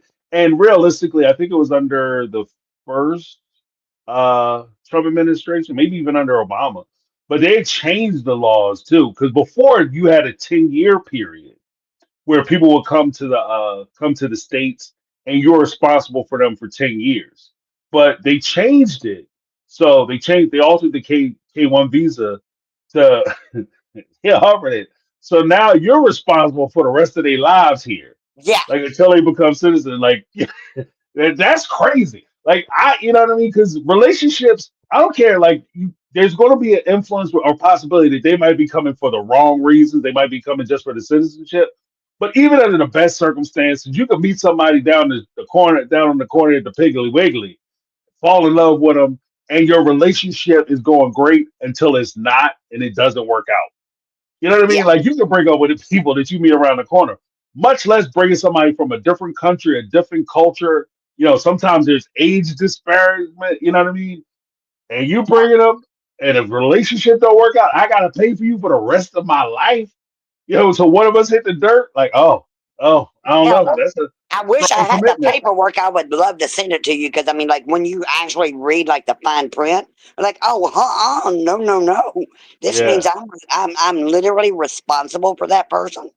yeah, And like I don't know how the 90 days, but I mean, like if you like with the United States, if you read it, it is shocking. You cannot just mm, sponsor somebody. You are legally responsible for that person. I'm like, I love you, Bubba, but no. yeah, Like, I mean, yeah. I hate my brother-in-law. I love him to pieces, but it's like, no, you better be going to the mosque here and finding a local because I'm not paying for that. I'll come to the win. I'll come to the win. But well, I'll say this: like when push comes down to shove, like with 90 Day Fiance, because it's a reality show. It's kind of like a step above, like Love at First Sight or Married on Sight or whatever the hell it is, Love Blind Love, where you get married to the person without really knowing them. It's Oh yeah, kind I of remember like that. that. Yeah, it's kind of like that because the true way you should utilize that system is that you have a relationship with somebody, you guys are connected, you guys are about to get married, and you're moving to the States out of convenience because that's what, your relationship is there. You already know each other, you already have a relationship, you're going to get married, you're applying for the K1 visa, the 90-day fiance visa, so that you can marry that person. And the government gives you 3 months for you to make that happen. So if you get here and something happens, where maybe a venue gets canceled or they close or something, they give you 3 months to get it done. It's just a bureaucracy thing. The way they do it on the show, they use the 90 days as a way for them to get to know each other, which already sets you up for failure. I mean, because who Yeah. can't pretend for not like if you have something I want and you're gonna marry a Kardashian or somebody, I'm gonna marry a Kardashian. I can pretend to be something for 90 damn days. You know what I So mean? could I. I can I do mean, I that. can't, for the right amount of money, I might even pretend to be a polygamist for 90 days. Right. Like, yeah, girl, I'm gonna feed you, I'm gonna cook and clean, but at the end of that 90 days, give me my money. Say that. I know I kept No, you longer than I should have, and I do apologize, baby. But I no, also it's want to all thank you because of your show. right. Um, once a week now, I've been able to connect with Michelle, Oh, okay.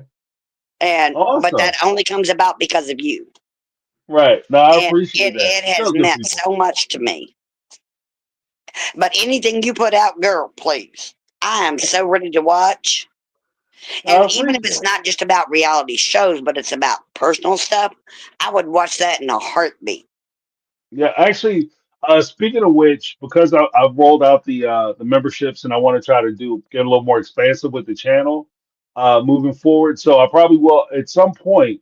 I can't promise it's going to be close, but at some point I do want to do like the true crime stuff we kind of talked about Oh before. my God, Not only I would discussing love the it. the crimes themselves, but talking about like the impacts of the victims. And again, I think that it's also important because a lot of times we focus so heavily on the accused and the people who've been arrested, the people who are involved with the crimes, that we forget to talk about the people who are in Well, that surrounding area who get impacted, like the family members of the people who are I can tell accused, you. as well as the family members of the victims.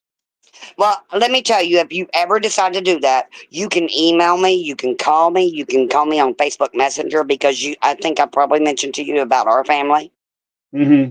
and about what Yeah. has gone on and the impact that it has had over 35 years and how you have to go through such a change and about the criminal justice. What was allowed in 1990 is no longer allowed. Like in Hmm. 1990, we were not even allowed to make a victim impact statement. Like Right. literally, we were. And so I would. Oh my God, I would love for you to do a true crime. I can send you the R case, which fair warning, I'm not going to say what it was, but if you look it up, you cannot read the court transcripts without crying. Like I mean, it was Wow. just so horrible. And at the time, I mean, I think we had only been married maybe 4 years because it was happening in 1990, and then so it's been 35 years coming up. Wow. Wow. And but the things that happen in those cases would not be allowed to happen today, and it's like the impact. But you also have to go through. I mean, like we've lost damn near because it was my husband's family, but we've lost every, he and his sister, like my husband's, how the hell old is he? Damn near 60. And it's him and his almost 80-year-old sister are the only members of our family left on his side. Everyone else Mm. has passed while they're still on DR. I don't know if that's permissible to say. I don't want to get nothing happen to you. Right. So Right. I just want to make sure nothing happens. Like I'm not trying to say anything ugly or that would get Right. you, where somebody's going to say something. But in those years, we've had to learn how to, like, you don't forgive, but you have to forgive. And when people say you forgive for yourself, it is truly, you have no choice. You have to forgive for yourself. Right. But the difference being from like the cases from 90 till now, when you weren't allowed to make impact statements, even the lawyers would hold up pictures where you have to see them. Mm. And then once they show the pictures and they make sure you see them, that, because it happened to us, if you Right. cry, you make a sound, they immediately filed for mistrial back in the 90s. You had no victim Mm. impact statements. You literally were not even allowed to look at them, but they could turn around and look at you Right. Right. and sit there and rock and smile and grin. But in that whole journey, you have to learn somehow to forgive. And then, like, the whole death row thing. Or, I'm sorry, I don't want to get, I don't know, DR, I don't, you can cut me off if I don't want to say anything ugly. But that it really, there's no actual point in it because it's been over 30 years. We've lost almost every single member of his family, brother-in-law, sisters, mother, father, that it, it it's literally pointless because you just suffer every year, every year, every year. You get phone calls every year. Well, be Mm. prepared, be prepared. And for me, I told my husband, I said, I know he made a promise to his father, God rest his soul, but I'm like, what point would it serve to see someone go? Right. It's not going to bring them back. So, I mean, like, it's just a really long journey of things.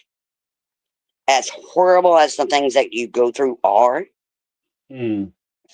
it is such a long journey. And if I could do anything, I would be more apt to, like, with as far as like the perpetrators, I would rather go to stop them young. Right. To understand, to really, I would love to, if I had my choice, it would be to talk to them and say, what in your life at such a young age, because they were in their 20s, caused this problem? What can we as a society do that, I mean, it's just like being in the, I mean, I was raised in the ghetto. Mm. At no point did I consider, well, I can't say that because I hated my brother. Literally, I hated my brother and I could have killed him growing up. And then it was only when I got older that I finally understood some of the mental issues and the problems with him that I was able to forgive him. Right. Right. So, I mean, I'm sorry, I didn't mean to go off on a tangent with you, baby, but I would love, like, if we were, I mean, like, if you want to do one of those shows, I would be more than happy to talk to you and pull documents and show you some of the things. Okay. Well, And send it's some of not the just stuff us. over I to. mean, like, I mean, I'm talking about the family of the perpetrator as well. Like, the things they have gone through, the humiliation. Like, I Right. mean, my proudest moment, I'm fixing to shut up. I swear to God. Lord, forgive me. I don't mean to swear to you. But, like, like I've said before, my proudest moment is that my husband Uh huh. actually hired, without knowledge, the brother of the person responsible. And it was only when we were coming up for the date of, you know what, and they both had to go to the same, you know who, that he even found out who it was. And he had worked for my husband for a good 6 years, and my husband had promoted him. And he's like, um, we have to go to HR. You can't work for me, but you're a good man. You're a good person. I don't hold this against you. It's just conflict there. But Right. that just shows you how you cannot hold an entire family responsible for the actions of one person. Right. Right. So, and that's again where the forgiveness comes in, where you have to be able to forgive. You can't do it. I appreciate that. But if you So want to I did send not mean to something, go off just on a tangent. I love you to pieces. I did not mean to no do that. worries. You can tell me No to worries. hush. But if you want to if you want to send some case information to MyTakeOnRealityQuestions at gmail.com, I'll take a look at it. We see if we set something up. Oh, But girl, yes. Like I said, yeah. but just be forewarned when you read it, it's very hard to read. Okay, I'll And take it's a still look. an ongoing thing. Like I said, it's never been resolved. And at Oh, this okay. point, like I mean, it's still every year we get notifications that we may have to go. And for me myself, I really don't want it to happen. I think I wish they just commute it because I Right. don't You're think it would do. reliving it. I don't think you get that closure. That it never happens. No. And this has been living 35 years with it, so closure is not really a thing. I don't think anybody, but I mean it. I mean, some people, don't get me wrong. That doesn't mean they don't. Like, I never want them out in free society again. But Right. Right. the ultimate Yeah. justice is gonna end up being not for us to say. Right. Well, I mean, at some point, you got to move on too. I think that that's part of the issue. Like, because even if you are around the point where you're saying that you've kind of moved past it, to have to go back and deal with like any outstanding trials or hearings or whatever the case, appeals, so on and so Yeah. forth, it can wear on you, because the second it seems like you're about to turn a corner, you get a subpoena in the mail, or you get notification or a letter in the mail saying that you have this coming up. So it can pull you right back into a lot of that Right back sadness in, stuff. and when it does pull you back in, and I know there are people in your, because you've got such a wide variety of, they would understand that when that pulls you back in, like you literally relive. Because I mean, Right. like, it was February 2nd, 1990. I remember the night. I remember the time. It was storming. I mean, like, I literally relive every detail. Right. Right. Yeah. So, but in saying that, I also like to tell people every time I encounter them that it's up to you. When you do forgive someone, even somebody who's done you dirty as shit, you're not forgiving them for them. You're forgiving for yourself, because you have to make yourself lighter. You have to find a reason to smile, to Mhm. laugh. So the only advice I'd give somebody is, when you wake up in the morning, find a reason to smile and laugh every single morning. When you look in that mirror, like mine this morning, my hair looked like I done went and saw I was the gecko, and like, oh, what the hell? Between the wrinkles and the hair, I'm like, whoa, I'm the gecko. But you find a reason to laugh and be silly. Right. Right. No, I Well, can I love you, appreciate and that. I swear to God, I did not mean to go off on a tangent. But you said I to do that, I would go to my Oh, my take. take on reality questions at gmail.com. Okay, I'll be in touch, baby. I All love you right. to pieces. Keep doing what you do, please. All right. Thank you. I All will right, bye, keep it baby. going. I have a good one. Oh, I think she was saying you too. You too. Sorry about that, Betty. But we have another call. Vixen, call back. Call back. Call back. Uh, we had one from we had some super chats I had to go over. Uh, Oh, from YouTube is my time machine. $5 super chat. YouTube is my time machine. What's up, peeps? Hey James, are you planning on doing a review on Christine's book? Yes, I am. I will be doing that. I pre-ordered it already. Okay, y'all want to be checking that out? Maybe I'll bring. I'm gonna see if Jenny would be available. Maybe she can come through again. 'Cause I had fun with her. Jenny from a senior perspective.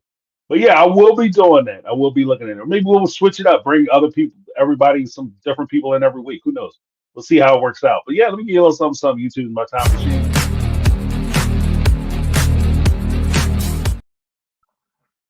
Then of course, whoa, we have why is this not working? Okay, here we go. Yo, Vi, what's up? 49 super chat. We're from Middle Georgia. Thanks for answering and keeping our marriage together. That's the trick. Gotta keep it together. Find that common ground, yo. But yeah, I appreciate that. That's awesome. Okay, Middle Georgia. So you know what I'm talking about. Whew, I miss Georgia. Georgia on my mind. That's the thing. Good times, boy. Good times. But yeah, let me give you a little something. All right. Coming to the stage next, we have Daisy. What's going on, Daisy? How you doing? Hey, James. How are you? I'm good. Anyway, let me just empty the clip. Okay. Yo, Cody and Robin have they manipulated this whole situation in the whole show. They think that they're the little puppeteers and they're holding the strings. Firstly, we already know that Cody and Robin set up their whole little fake thunderbolt in the fucking pants moment and all that Right. bullshit that they ran on Mary, and they really had Mary's dumbass. God bless her.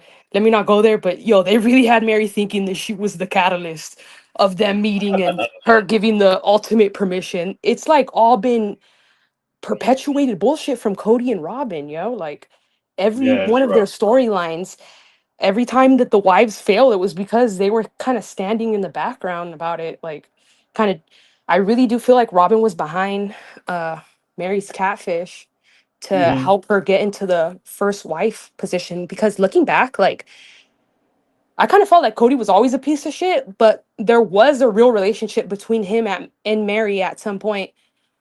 um they used to be like holding hands and all seeming in one accord on the fucking couch confessionals and shit like that. Right, I feel right. like she needed to ruin and undermine Mary's credibility to be able to slide into that first wife position.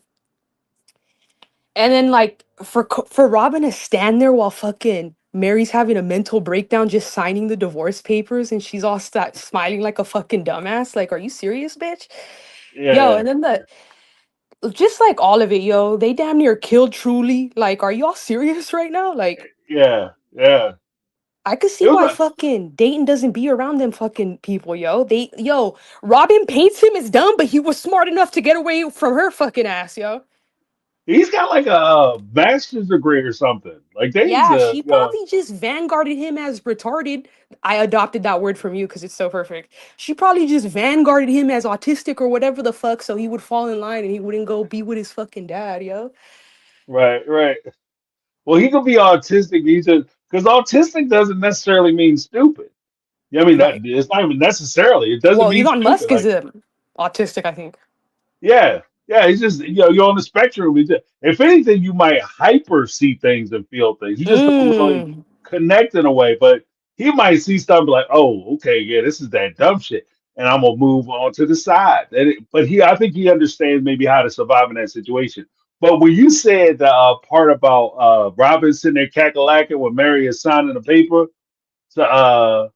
to get divorced and she's breaking down crying.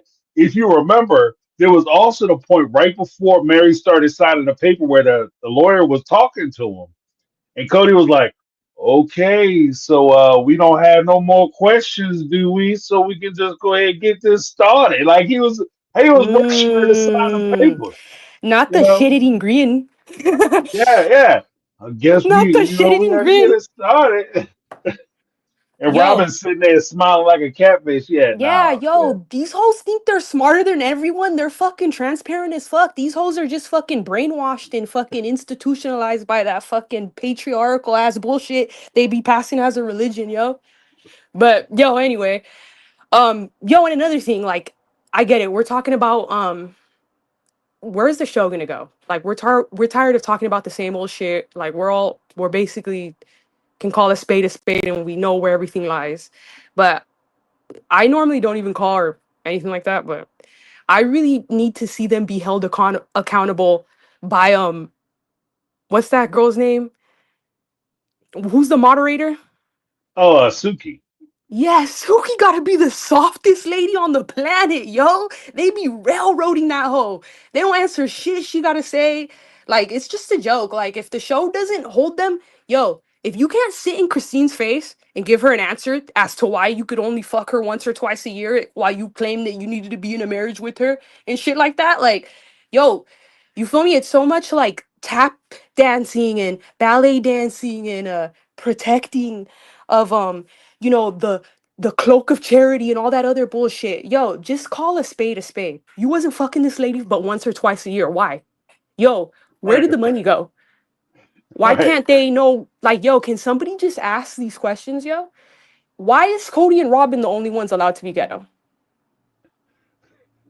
Well, because Cody is the one. Robin's his favorite, and everybody wants to appease Cody, and I think that's all it came down to. Like that's why they back off, and that would be like even now. Like that's one of the things that I think with one of the things that I struggle with looking at even the OG3, even though they've left this relationship, they've yet to say like they don't condemn polygamy. They just say it didn't work with Cody. They condemn Cody, but they don't say the polygamy was the cause, the reason why a lot of this didn't work. And Yeah. it set the groundwork for them feeling the way they felt about themselves and allowing this circumstance to happen. A lot of people, even in the chat, will say that like give the excuse or the reason why Janelle got taken advantage of with the money, or Christine didn't see it coming, or Mary got, shellacked every 2 weeks with Cody saying he doesn't want her, is because their involvement in this church, in this religion, in this family. But they've yet to turn around and say that we are the way we are because we were involved in this particular religion or this particular thing. I've heard them say call it a cult, but they don't come against polygamy, which is the principle that this cult revolves on, the That part. foundational portion of that. You know what I mean? So that's where I kind of get stuck a little bit with them. Yeah, I feel like Christine's the only one that's been like open with her. Sorry, there's a ambulance passing by. Okay. Anyway, They got them long alarms out there, boy. They let you I go. know. Like, are you serious right now? Anyway, No excuses. yo, um, yo, that totally just obliterated my train of thought. Yo, but another part. Um, hold on, wait one sec. I like lost my train of thought. Oh yeah, Christina's the only one that's kind of separated herself from the church. Like she's the only one that's kind of said that, oh, I'm not practicing anymore. I don't believe in that anymore. The other ones kind of like tiptoe around it, like which is weird. Yeah, well, because Janelle said she's not part of it. Mary said she's not part of it, but she went back to them to get a release. So part of me thinks that Mary might have did that just because she wanted to mess with Cody a little bit, like she wanted to Yeah. scroll. Because the church came out and was like, "Yeah, it's your fault, Cody." And the one Or thing you he think it's said that, that, or do you think she really believes that like her like eternity and her like afterlife is tied up with Cody? well, because the problem is that in that church, and those is so Melanie, if you ever see this, you say I'm wrong, I'm wrong. But it's my understanding that in that church, women themselves can't get into heaven by themselves. They have to be brought into heaven by their husbands or the person that they're sealed to. So it's almost like, and that's the whole purpose. From my understanding, that's the whole purpose of like the secret name that they give them. It's almost like having a password to get into the clubhouse. So if Mary broke that bond with Cody and she doesn't get sealed to somebody else, then she gets lost. Like her soul is lost. So Right. I think I she's think like the it's only one that really believes in that, truthfully. yeah, yeah. Well, Janelle, Christine, like you said, Christine's all the way out. Like she's all the way out. She's not in the church. She doesn't practice anymore, which is crazy too, because she's also part of the blue blood line that you know you That's have true. that. But yeah, but I think that part of the reason why the separation was or the release was so important to Mary is because this is the one opportunity where she had a third party come in, look at the case, and say that it was his responsibility that Cody was at fault. Right. You know what I Yeah, and I mean? was surprised. Like, I was like, yo, why the fuck does she give a fuck about this release? Yo, just leave this dude. But then when I saw how he was so pressed about it, I was like, oh, okay. Like, Yeah, I got you now. I see what you're cooking with. Yeah, yeah, yeah. I think that's what yo, it was because dude is going through it. Like he was mad as hell when he thought yeah, that he got damn church. embarrassed. Yeah, he's embarrassed because that's the first time that like because when we criticize Cody because like just looking at his mindset when we as the audience criticize Cody and we say that he was a shit husband or a shit father or whatever, it's just us talking crap because we don't understand what it's like to be a polygamist. But the people who are the master chiefs of polygamy, like the ones who are like the because I think it was the prophet who decided to give the release.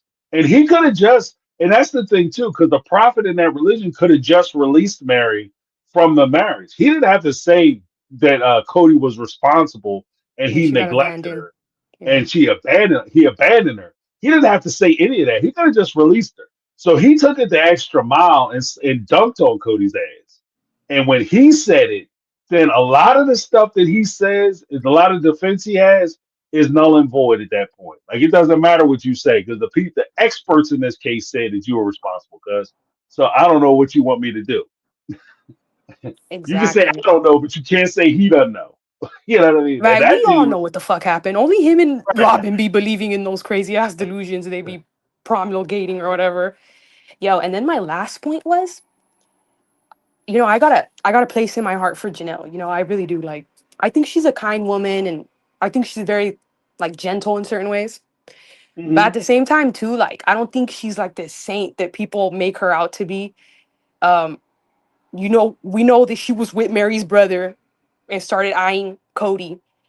And like people want to hypothesize so much. Why did Janelle stay on so long? Yo, I hate to admit it, but Cody knows that she had a crazy physical attraction towards him, and that's what propelled a lot of their relationship and sustained the kind of side chick dynamic that he had with her.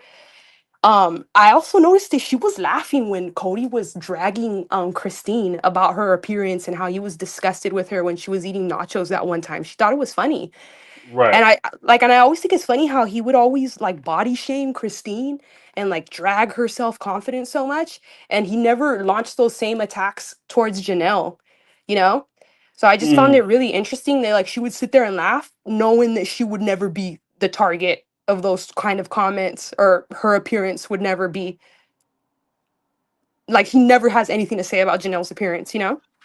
Right. Right. Well, But 'cause when it like I comes said, to that's like Mary and Christine, it's, oh well, them hoes was tired. For 20 years, I've been tired of them. She needs to lose weight. And Robin over there, oh well, they got stretch marks in them. And woody woody woo. Like, yo, so like, I don't really like. I don't know, like now I feel like it was just convenient for Janelle to ally herself with Christine because she was getting the short end of the stick, no pun intended, from mm, Cody. Um, like as the years went on and as COVID and all of that, like it was like, oh, okay, yes, this is like my sister wife and this is how we get along and stuff. But low key, like I just kind of feel like Janelle was there for her, and for her, I'm gonna just leave it right there. no, I appreciate that, but I agree with you. But Janelle was the one bringing in that loot. So at the end of the day, even if Cody wasn't feeling Janelle, he had to respect the bank. I think that he had a special connection with Janelle because, like I said, with the boys that she had, like her progeny, like at the end of the day, she was giving them warriors, them soldiers. Gave them Hunter and Logan, stand up dudes, and he was spending a lot. I think he was spending a lot of time with them because he might have partially admired them in a way that they made him feel because of the reflection they gave him. I got the star football player and the star wrestling athletes on my, that's my kids. So there's my son. There's my boy right there. He's tackling that kid. He's running it back for the touchdown. That's my son. I think that's why he liked them, and by and in that same fashion, I think he had that relationship with Janelle because he liked her kids. But yeah, this dude, man, I don't know. I That's true, but I don't also know. feel like he saw his sons like as competitors, like in certain ways, Oh, like as he they got came older, off yeah, jealous and like competitive, like they just want to get their fucking pencil wet and this and that. Like, yo, shut up. That's you, bro. yeah, Like, what kind of projection is that? yeah. Well, because I'll say this, like even when if you look at it, he demonstrated more jealousy towards Gabe and Garrison than he did to Hunter and Logan, to the older two. Because Gabe and Garrison, they represented because at the time when Gabe and Garrison were having a whole dispute during COVID, they were creating a situation for Cody where they were sucking money from the family. and maybe Janelle wasn't as involved, so he had to keep Janelle in that loop because she's the money maker. She's bringing money in, and she's the one handling the money, making sure bills get paid. Mm, And so, because he couldn't be around and control Janelle because of those two boys, I think that also developed some mm, resentment towards Gabe and Garrison. Like, I think that there's right. a whole lot at play. But I do Cause think the I do think it was jealousy though. I think he was jealous of. Like Garrison buying the house, I'm sure his ass was not happy about that because he didn't get his first house till he was in his what 30s or 40s. Then all of a sudden, Garrison is doing that in his early 20s. So yeah, he wasn't, because he tried to sabotage his ass. No disrespect to the memory no, he of did. Garrison, but he did try to sabotage his ass because he was like, oh, he almost because at the time when he tried to get him put out, he was saying to Janelle, you need to put them boys out. He's 18 years old. He's a grown ass man. Why don't he find a place to stay? Because he is trying to save up for a house. He almost has his down payment together so he can buy a house. So I'm gonna let him stay here for a little bit so he can buy a house. Why is he trying to rent a room when he can buy a house? And Cody's like, no, he needs to go right now. So basically, in order for him to rent a place, he would have to start digging into his down payment, which would have either prevented or at least hindered his ability to buy a house and move forward. And that's how he tried to get him. Yeah. Gabe and Garrison were also like a sort of source of like confidence, and they would put a battery in their mom's pack about the way that she was getting treated. So I'm sure that was a source of contention between the boys and their father. Right, right. No, I And then 100% agree. right. And then as far as Gabe and Garrison, like, are we ever going to see on the show Cody be held account to contributing to Garrison's poor mental health? Just all of that you described about throwing him out of the motherfucking house when this dude is so close to his down payment. Like, I think that's something else that he needs to be held accountable for. It might be too deep for the show, so they might not touch on it. But it's already been all aired out to the viewers. Like, we already know the dynamics of their Right, relationship, and we already know the little intricacies of their beefs and stuff. So I feel like as viewers, like I want to know that answer. right, right. Well, I mean, we might see it in the second part of season 19. In fairness, like when they air back, I think they're coming. Somebody said earlier they're coming in April 20th, so we might see some of that. I hope it's done respectfully, uh, but I do think that there's room for them to have that conversation. But Yeah. Daisy, I gotta let you go because I got at least one more call in. So Okay. Thank you let so me much. get ready to bounce. But I appreciate you calling in. Though, good conversation. You're very lively, Daisy. You're very lively. Don't let nobody tell Yes. you otherwise.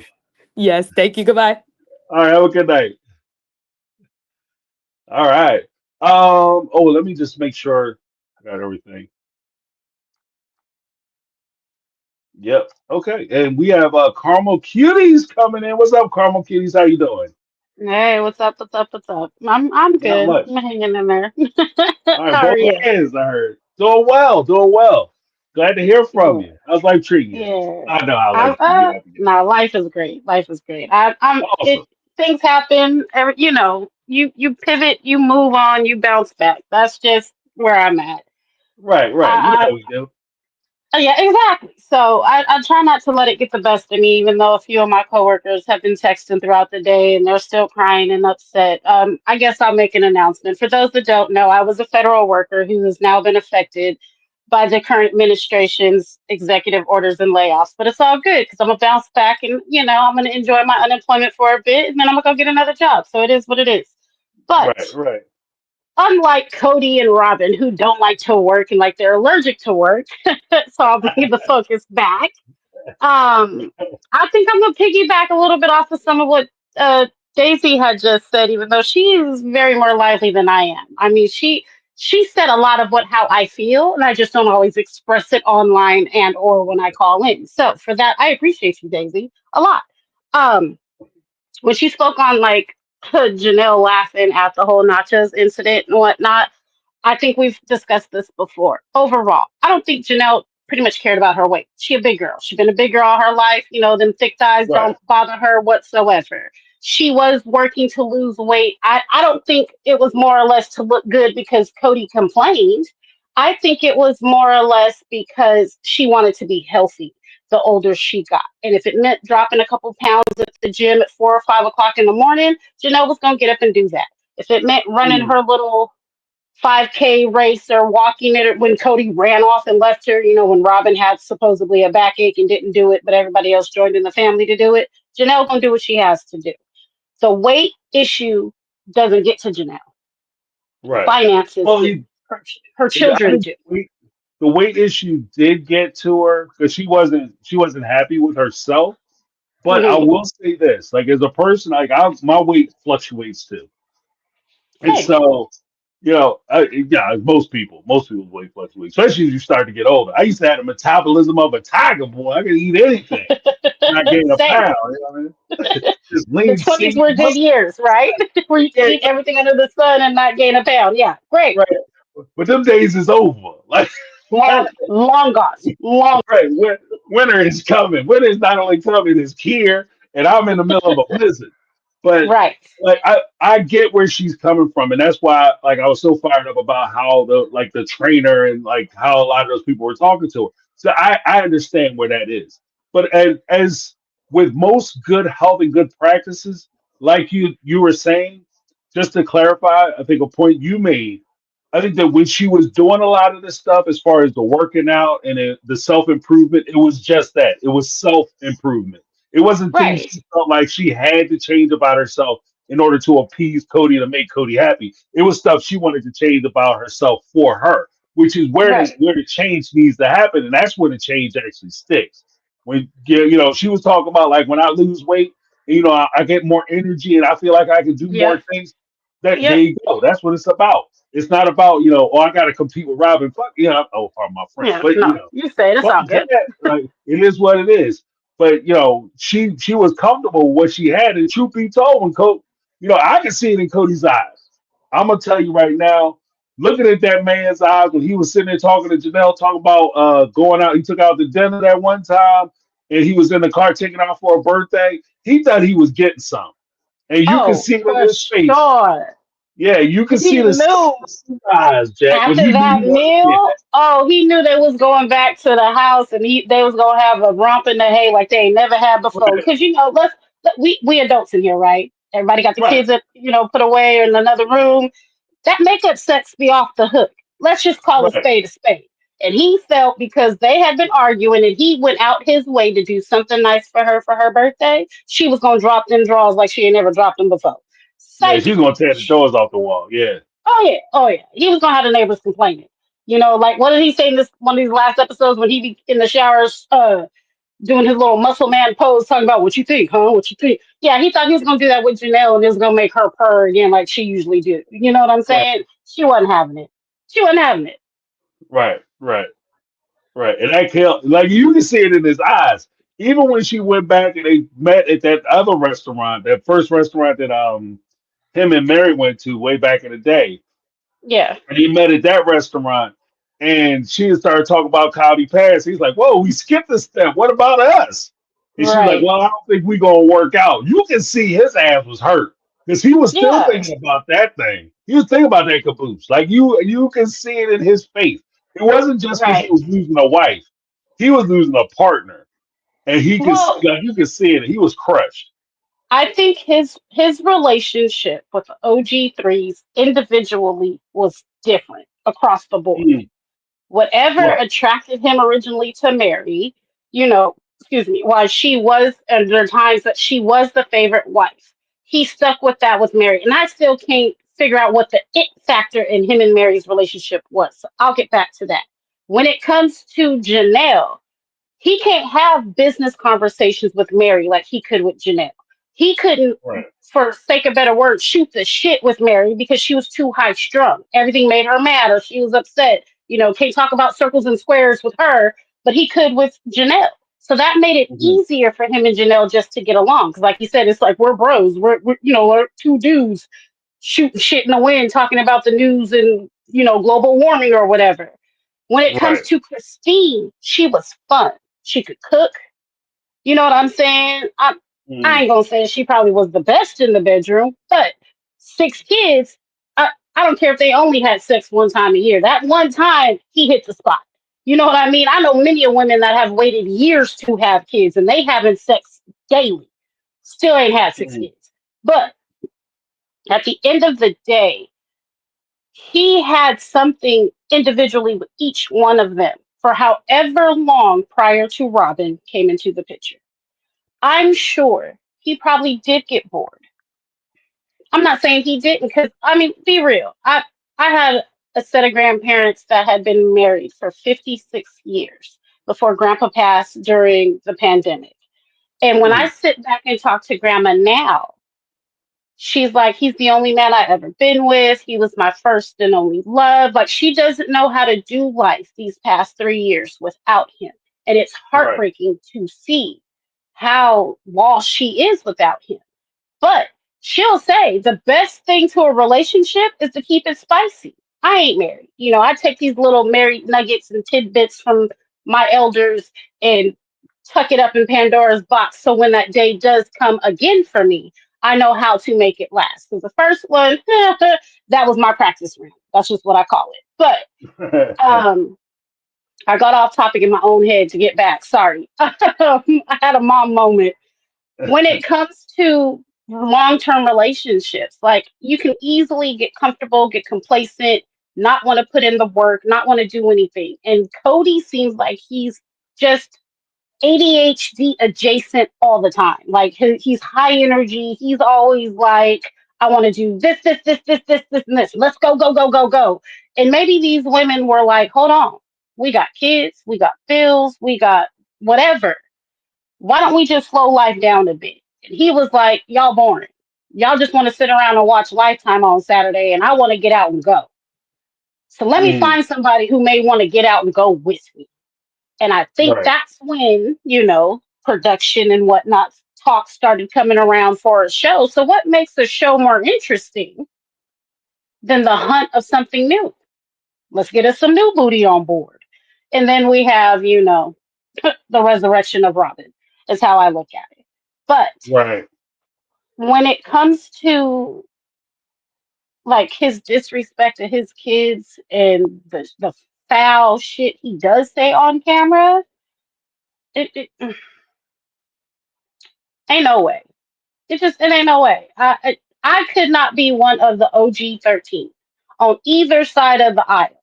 I can't be, well, maybe if we call dad more and we're around him more, he'll be in our lives like how McKelty seems to be. She gonna hold on to whatever piece of Cody she can, and nothing he does is ever genuinely wrong. I'm gonna be on the other side where I'm waiting for my siblings to be like, who gassing up the car to go whoop his ass first? Right. Because it just, there's just no way you can. I don't care. Take Robin out the picture, in the picture, her kids, and I ain't saying her kids are 100% innocent, but they, the younger two are innocent. They babies. They don't necessarily know what's going on. They go by what mom and dad tell them. But the older three who have been in the family since they were kids themselves, they know. I don't care what lie they want to hold on to, that the other kids treat them like shit, never wanted them to be around, didn't love them, blah, blah, blah, blah, blah. You are now an adult. So you're Mm. making an avid choice to say, fuck y'all, basically. I don't care that we're siblings on paper through adoption or whatever the case may be. You guys aren't safe. I don't want to be around you. We have dad all the time. And let me say this. My daughter is 21, away in Texas in school. I'm in California. And so her father and I separated when she was 3.5, fully divorced by 4. And so he went on and remarried, had other kids. And so he married a woman who came with 2 kids. He himself had 2 kids. And so over the years, she didn't really like her younger stepsister. And it was no fault of that baby girl's at all. No fault of her own, but it would be conversations like, well, if you want to see your dad, you have to come to my house. And little comments like that used to irk the hell out of my daughter. And it's hard sitting back and trying to encourage this child to not only have a relationship with her step sibling, which I don't believe in like step half, none of that. If we siblings, we siblings, and that's just the end of it. But to have a Mhm. relationship with her father, because she has always felt that he puts everybody else in the family before her, his siblings, his parents, before one of them passed away, aunts, uncles, cousins, a whole host of them throughout Southern California, all came before my child. Major milestones, birthdays, whatever you want to call. Like she's getting ready to graduate summa cum laude, and I'm proud as hell of her. And we Mhm. just 3 hours ago had this conversation. Are you going to leave two tickets open in case your father decides to come around? She hasn't talked to this man in almost a year. And she said, no, mama, that ship has sailed. Like my tickets are used up. Everybody who's coming has been my village, has supported me, and has loved me through my whole college experience. No. And that's just it. I can't fight that girl on it because that's her feelings and that's how she feels. But if her siblings were to come to her, she leaves the door wide open for them. Right.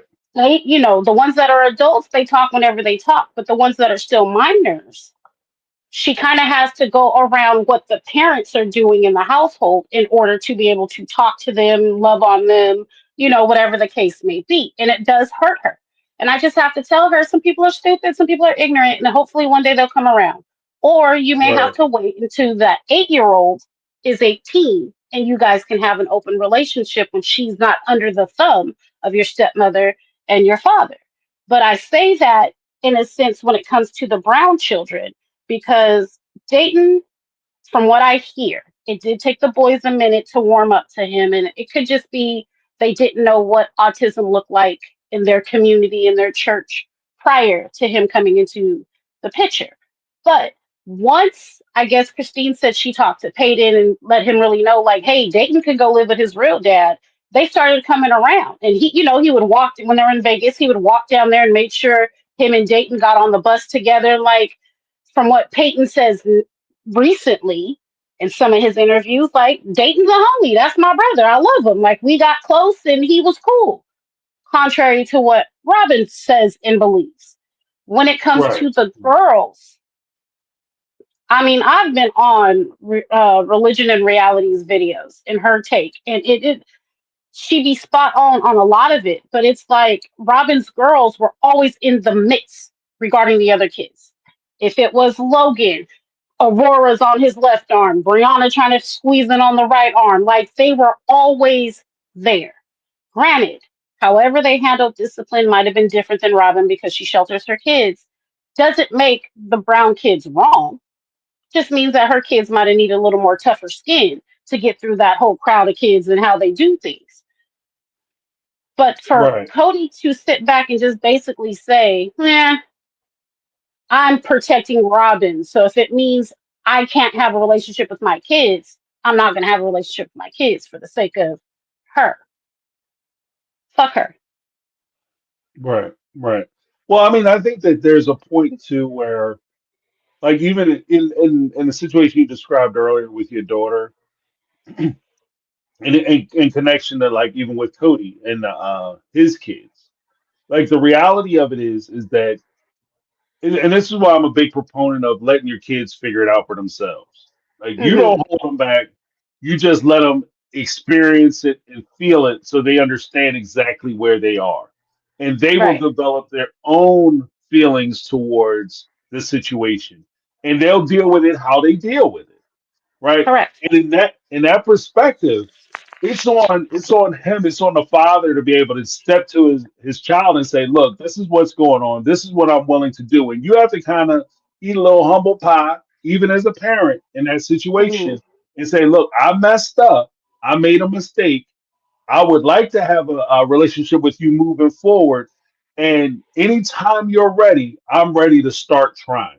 And you have to make yourself available. The complication that, like, even with somebody like Cody, I can't speak about what I'm seeing with Cody on the show, But you and because spot I on. can't speak You hit about it this spot on. situation. No, but it's the Right. truth. You hit it spot on. Oh, thank you. But like even with Cody, you would have to be able to say, like, if you're trying to force them to start seeing you a certain way, and because you daddy, you want to be called daddy and treated as daddy because you they daddy, That's not what it is. You can't make somebody love and respect you, especially just because of a title that you hold or a bloodline that you have. That Hmm. the title, the relationship of father, mother, whatever, comes from the relationship that's built. And so you have to, because you ignored that relationship and you destroyed that relationship because of you ignoring it, you can only offer the opportunity for them to make the decision to want to be a part of your situation. So you can't step to them like, "Where's my tickets? I'm your father. I need my tickets because I'm ready to start being a daddy now." That's not going to work. Like you have to Right. go to her. She has to. You have to let her know that you're available, and they have to decide to do it. With regard Right. to like the siblings, I 100% agree. When it comes to kids, like the weird part that nobody really talks about, if you are dealing with a minor child, right, and you don't get along with the parents, there is a point where you have to, like, this is where love is hard. You have to look at that child and what's in the best interest of that child. And even though it hurts you, you might have to take a step back and wait for that child to be out from under that umbrella before you can interact with that child.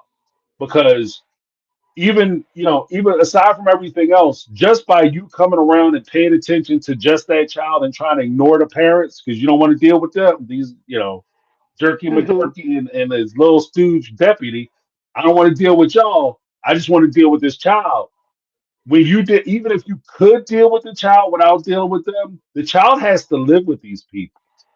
Right. And they could take that relationship out on that child who doesn't have the facility to be able to defend themselves. So in some cases, you might have to look at that and say, you know what, I got to take a step aside, wait till they're 18 or, they 16, old enough to start driving and they out on their own. You want to swing by the house? We sit there and talk, sit on the porch and drink some lemonade, have a conversation. But until that time, I got to take that step back. So I appreciate that too. Yeah. I mean, it is hard to be on the Right. outside, knowing all the emotions that are in the middle. And I find it kind of funny sometimes because I do fall back because she watches the show with me. That's like our little Sunday thing, even though she's not at home when it happens. And we'll Mhm. discuss it after the lives or whatnot. And so a lot of times I'll revert back and be like, remember when that happened and you saw how whoever felt what they felt, like how Isabel cried or how Gwen had felt, she used to be close to her dad and now she's not. And I'll revert to the show when trying to explain certain things to my daughter. And like, if I just flat out told her, well, what your dad did was crappy and you should or shouldn't feel this way, she's not going to get it. But if I bring in examples of other things or maybe other people who have gone through it, it clicks for her. And so Right. with reverting back to the show, I just, her stepmom is Robin. Funny. And so like her stepsister is a lot like Aurora and Brianna together, always crying and it's all about me type. And Right. so for her, she kind of gets it now. And so she was like today, she's like, I'm glad it's on a break because I don't know if emotionally I can handle watching the show. And so Right. I just let her know, hey, when you're ready, catch up on your episodes. We'll discuss it and keep it moving. But Even person. it Yeah. it it does suck to be the outsider watching these things and feeling every emotion that I feel, but sometimes having to bite my tongue because it isn't my place to put Right. my opinions of her said dad and or stepmom or whoever else onto her. And for years I've tried to take myself out of that equation because if I don't like the man, he was a shitty husband, he was a shitty boyfriend, he was a shitty partner. He's been a Christmas dad when it comes to the kids, but their relationship and experiences weren't mine. And I can't put my stuff onto them for it. And Right. taking myself out of that equation was the hardest thing I've done because I'm sitting back watching it in real time.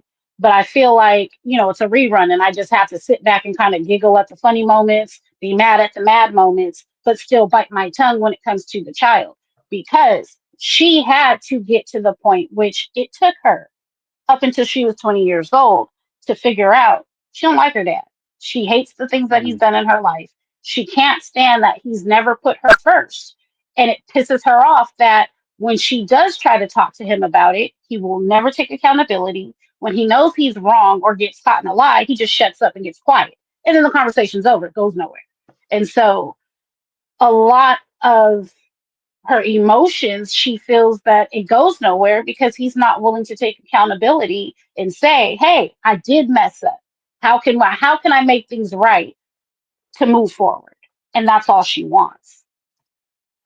And I Right, feel like even in Cody's situation, especially now after losing a child, like he can never make it right with Garrison again, ever.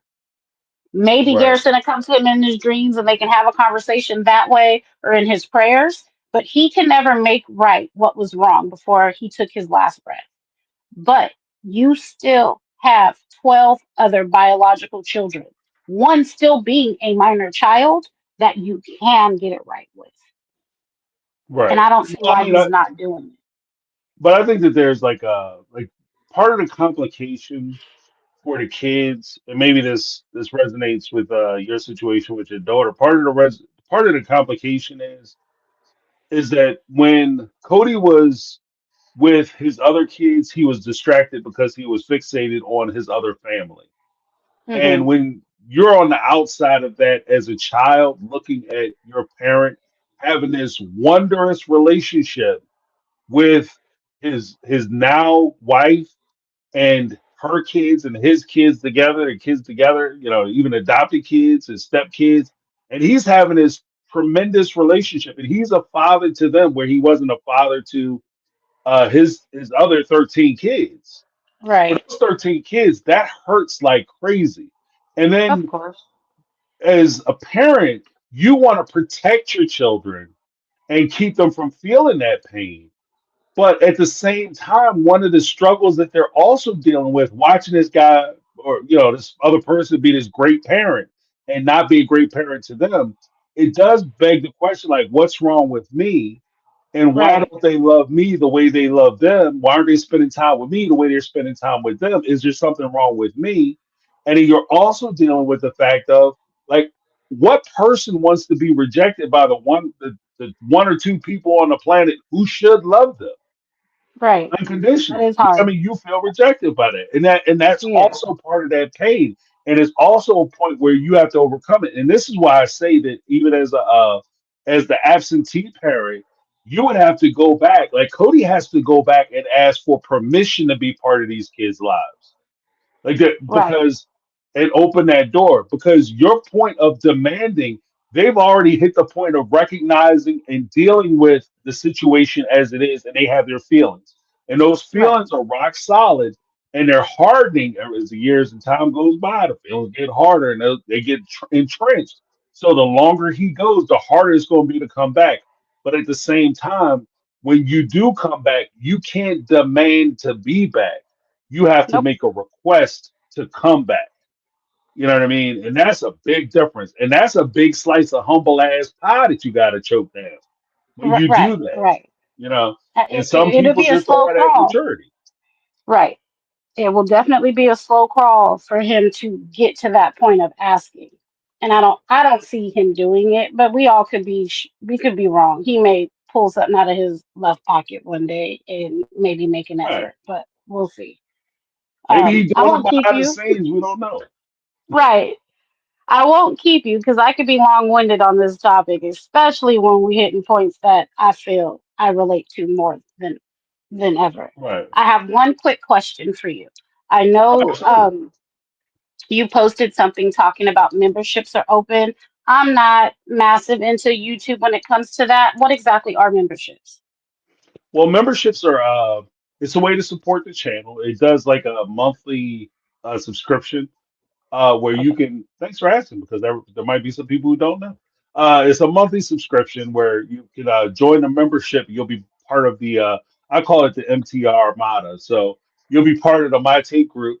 Sometimes some people do like tiers of membership. I only have like one flat membership, and Okay. it can give access to, like, if I roll out like membership, members only lives and things of that nature, you'll be included with that. You also get like you get like these these emojis and like custom emojis. Like I have, because you guys joined. Thank you so much for joining.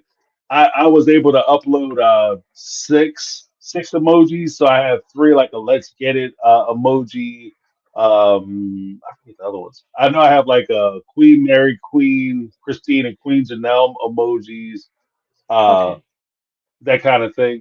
And you also get like a little button to let everybody know that you're a member. But there's also like certain perks that I'm going to add in later as far as the memberships are concerned.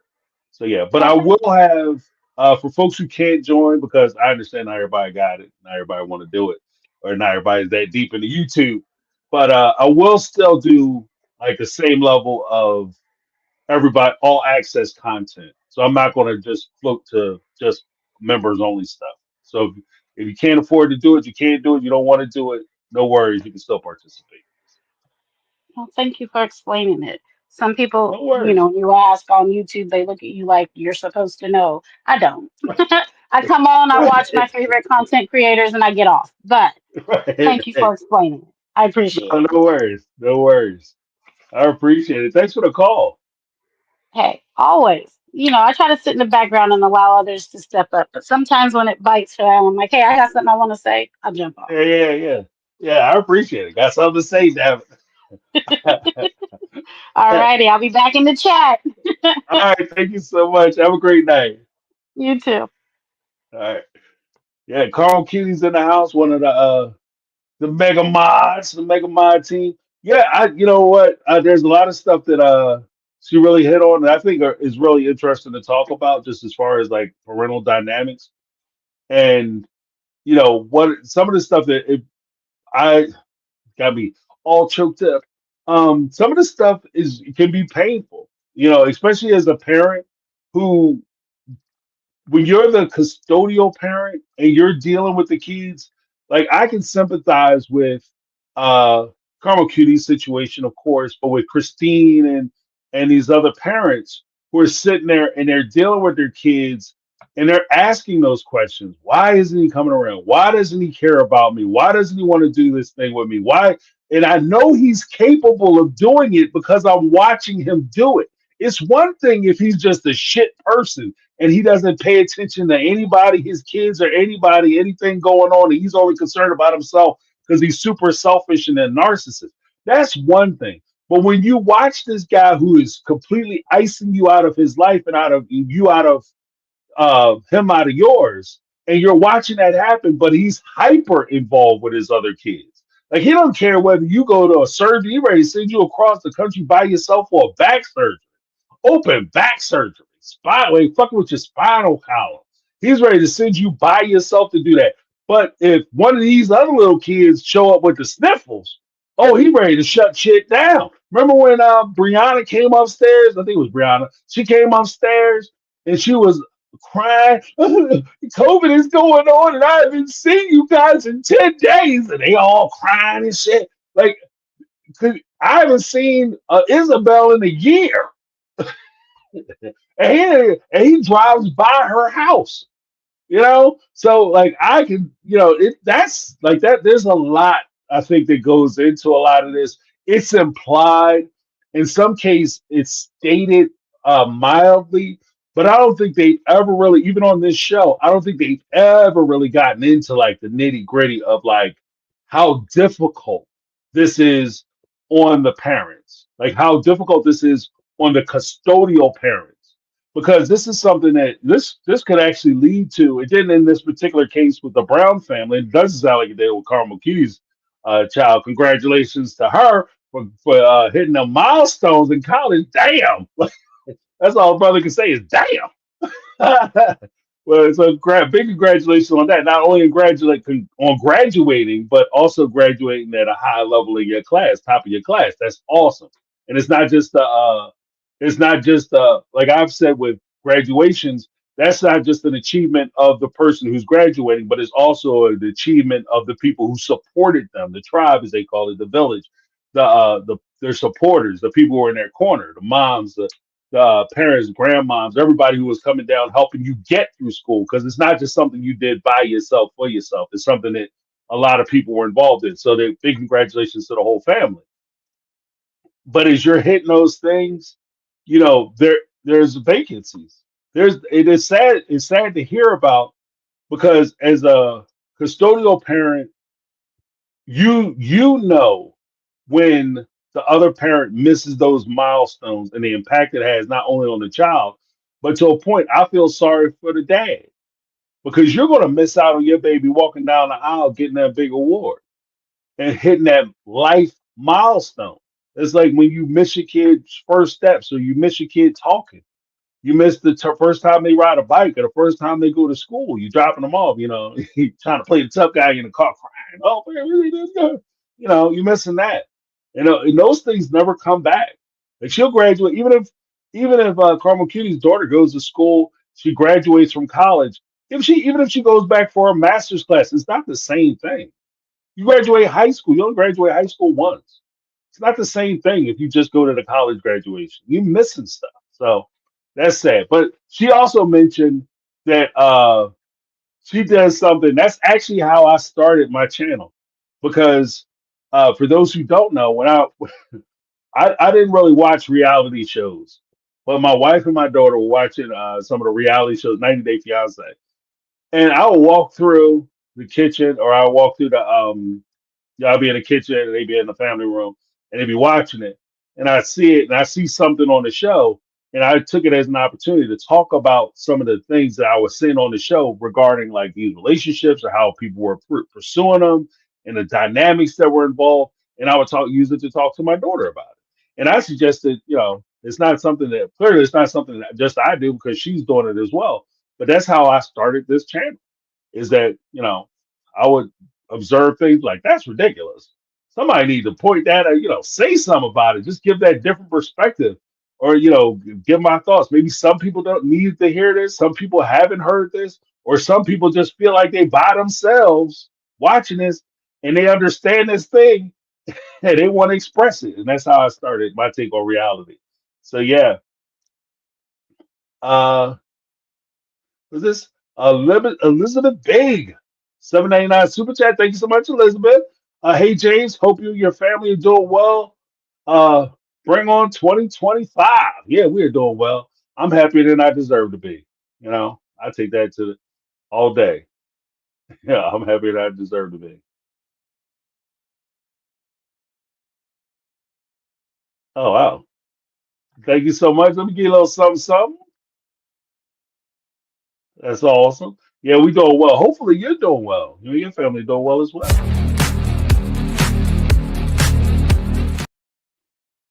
All right. And let me just get to make sure. Yes. Okay. And I saw something from, excuse me, Carmel Kids. Uh, it says here, Carmel Cuties, thanks. My take on reality. Want to see if I can pull it up. Oh, here we go. Thanks to my take on reality. I appreciate on her behalf, especially because she struggles with dyslexia. I also had dyslexia. Have. She's doing a damn thing. She graduates on Mother's Day weekend. Best gift ever. Yeah, big congratulations. That's awesome. That's awesome. Yeah, my dyslexic story was a little different. I was diagnosed early, so I didn't necessarily feel have the same struggles as people whose diagnosis occurred much later. Still struggle with it in the beginning, but I grew around it because it was diagnosed so early. I had workarounds by the time I started school. So I don't really feel it as much, but at the same time, it's also I think I attribute a lot of that quote unquote disability to my ability to see things a little bit different. I just because my mind works different than most people. And that's all that really is. It's not a handicap. It's just my mind or people who have dyslexia, their mind works differently than the average person. So I have a kinship with Carmel Cutie's daughter. I can feel it. And it is a struggle. Like I've always said that. Like story time. My brother is a brilliant person. Like he's a brilliant guy, very good with books, right? And even with in school, like I was the guy I couldn't read something and get it the first time through. Like so, from that regard, I had to struggle with things. But once I understood a thing, I got it. Like so, it wasn't really it's like I said, it wasn't a handicap as much as just a workaround. I had developed workarounds. But the part of the struggle is that I knew people who could go and read. Like I graduated pretty high in my high school, and there was a guy who graduated first in the class. He could read. I was in classes with him. He could read a textbook one time, and he would have it. He didn't. He was one of them kids. He really didn't even have to go to class. As long as the test was based on the textbook, he could ace a test, no problem. He was that guy.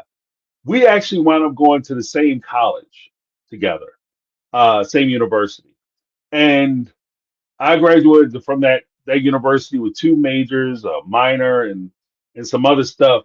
And he dropped out like his freshman year because when we got to school, because of my situation, uh, I had to coming up. I had to learn to work through my difficulties. So if I came into a class, I had a problem, I would go recognize I have a problem and recognize I got to study or I got to do extra work, and I would do that work so that I can get through. And that's what helped me when we got to college and we were hit with that hard accelerated work. All of a sudden I knew how to work and make sure I understood stuff.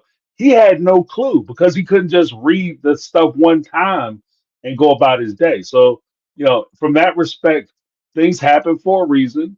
God don't give with both hands. And sometimes the thing that was your obstacle or was your struggle will be the things that carry you through later on in life when you need that, you need to get over that obstacle, when you need to do a little more. So, from that respect, hats off to Carmel Cutie's daughter. I appreciate you. I recognize the grind. I recognize the grind.